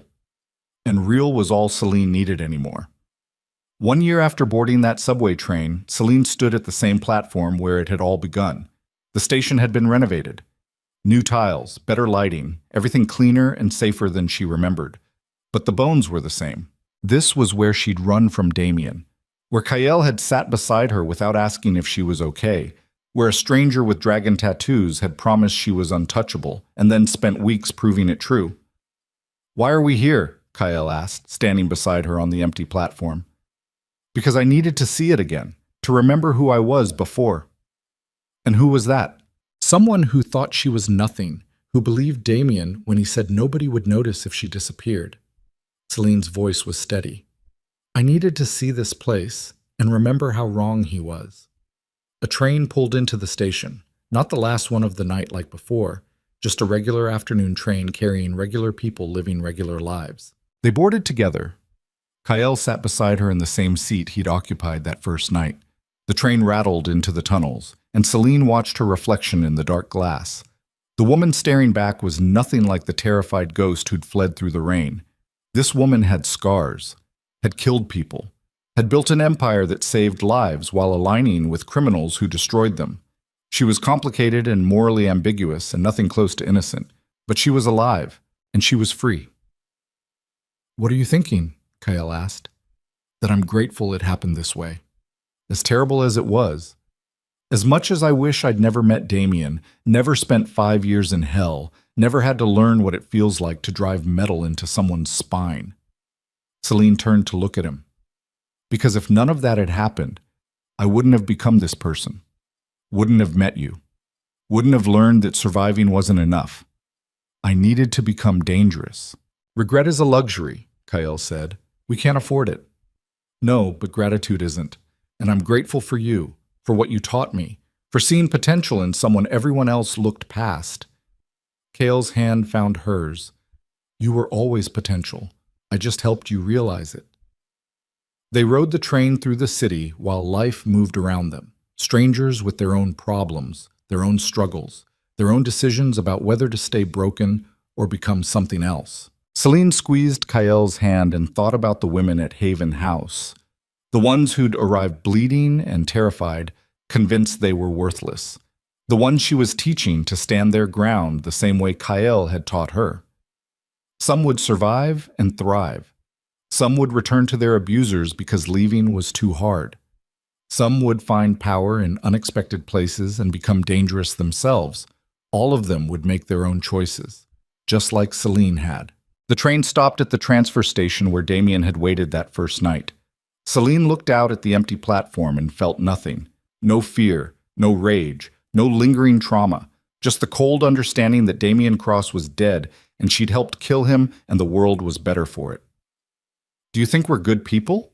Celine asked. Kale considered the question. No, but I think we're honest about what we are. That's rarer than you'd think. What are we? Survivors who help other survivors, using methods that would horrify people who've never had to choose between their morals and their lives. Kyle turned to face her. We're not heroes. We're not villains. We're just people doing what we have to do to protect what matters. And what matters? You, the people we've chosen to protect. The small piece of this city we've claimed is ours. Kale's eyes held hers. Everything else is negotiable. The train carried them back across the city toward the penthouse, toward the empire they'd built together from blood and choice and refusing to ever be victims again. And Celine Vale, who'd once been invisible, forgettable, convinced nobody would ever search for her, leaned against the man she loved and understood the final truth. She'd never needed to be saved. She'd needed to learn how to save herself. Everything else had just been the cost of admission. 2 years after that subway ride, Celine woke in the penthouse bedroom to find Kyle already awake, staring at the city through floor-to-ceiling windows. Dawn was breaking across the skyline in shades of gold and amber. "Can't sleep?" she asked. Thinking. About? How improbable this is, you being here, us being alive, everything that had to align perfectly for this moment to exist. Celine sat up, sheets pooling around her waist. Regretting it? Never. Kyle turned from the window. But acknowledging that we got lucky. Any one of 100 variables could have gone differently and we'd both be dead. But we're not. No, we're not. Kyle crossed to the bed and sat beside her. I've been offered a legitimate business opportunity. Real estate development, city contracts, everything legal and above board. And I'm considering taking it, transitioning away from the criminal operations, building something that won't require armed guards and violence to maintain. Celine studied his face, looking for doubt or hesitation.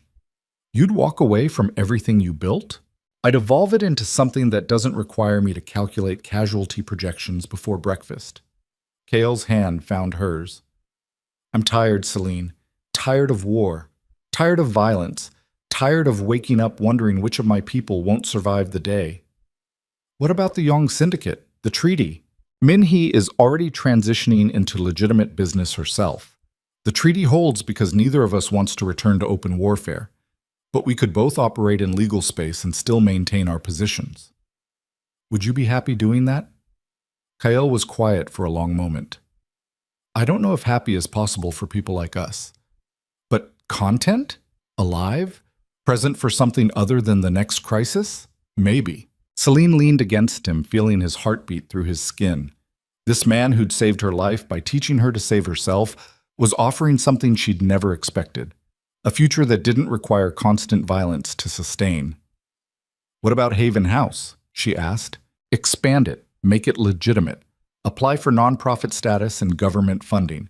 Keep doing what you're doing, but without having to launder money through shell corporations. Kale kissed her forehead. You've proven you can help people. Imagine what you could do with actual legal support. The possibility was staggering. Haven House had saved 37 women in 2 years. With legitimate funding and government partnerships, that number could be hundreds, thousands. I'm in, Celine said. If you're really doing this, if you're really walking away from the criminal empire.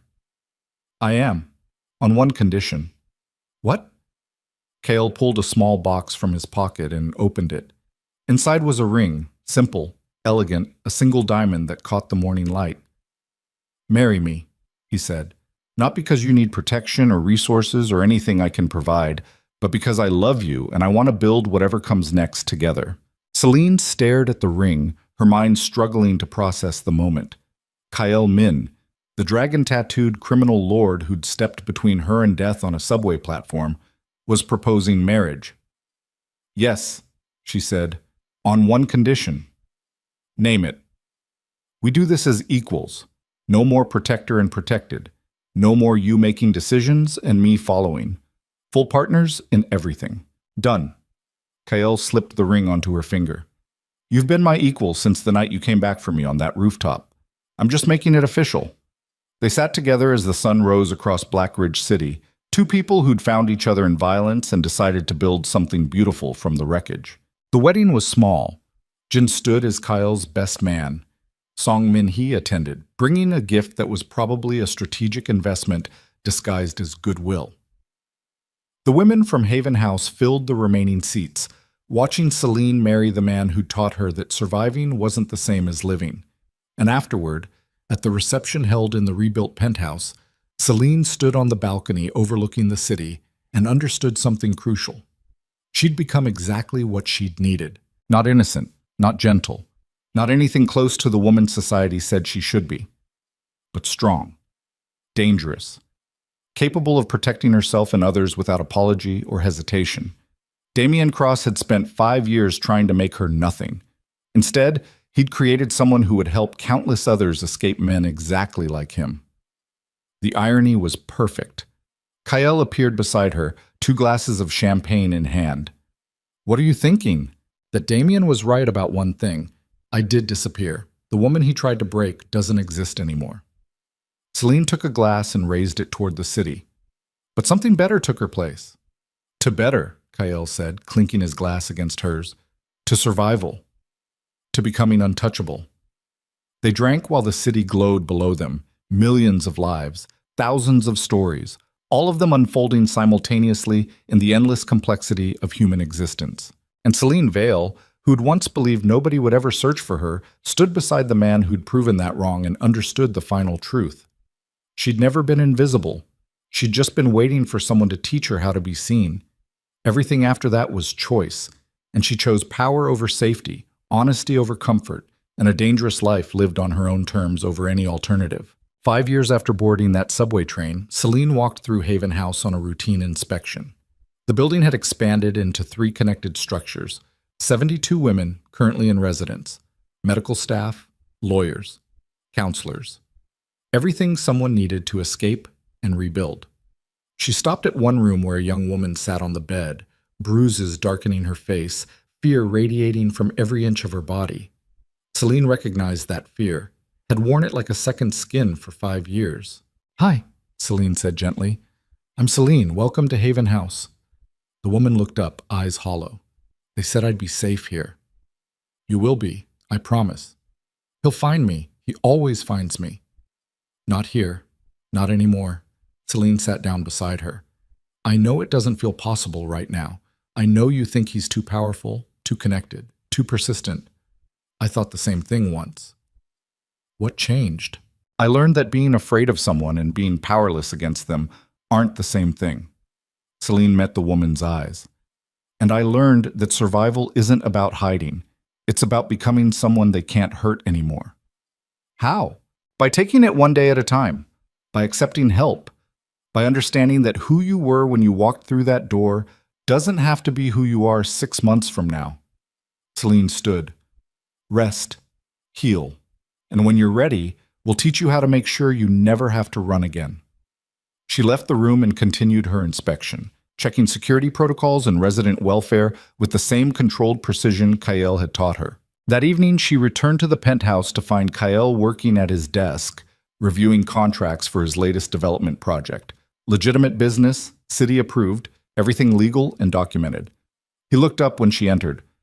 "How was Haven House?" "Good. New resident today. Reminds me of myself 5 years ago." "Will she make it?" "I don't know. Some do, some don't. All I can do is provide resources and hope they choose to use them." Celine crossed to the window. "Do you ever think about that night, the subway?" "Every day." "Regret it?" "Never." Kale stood and joined her at the window. "You changed my life, Celine. Made me remember that power without purpose is just violence. That protecting people matters more than controlling territory. You changed mine first." "We changed each other." Kyle wrapped his arms around her from behind. "And now we're here, building legitimate businesses, helping people, living something almost resembling a normal life." "It's boring sometimes," Celine admitted. "Yes. I miss the adrenaline occasionally. So do I. But I wouldn't trade it for anything. Neither would I."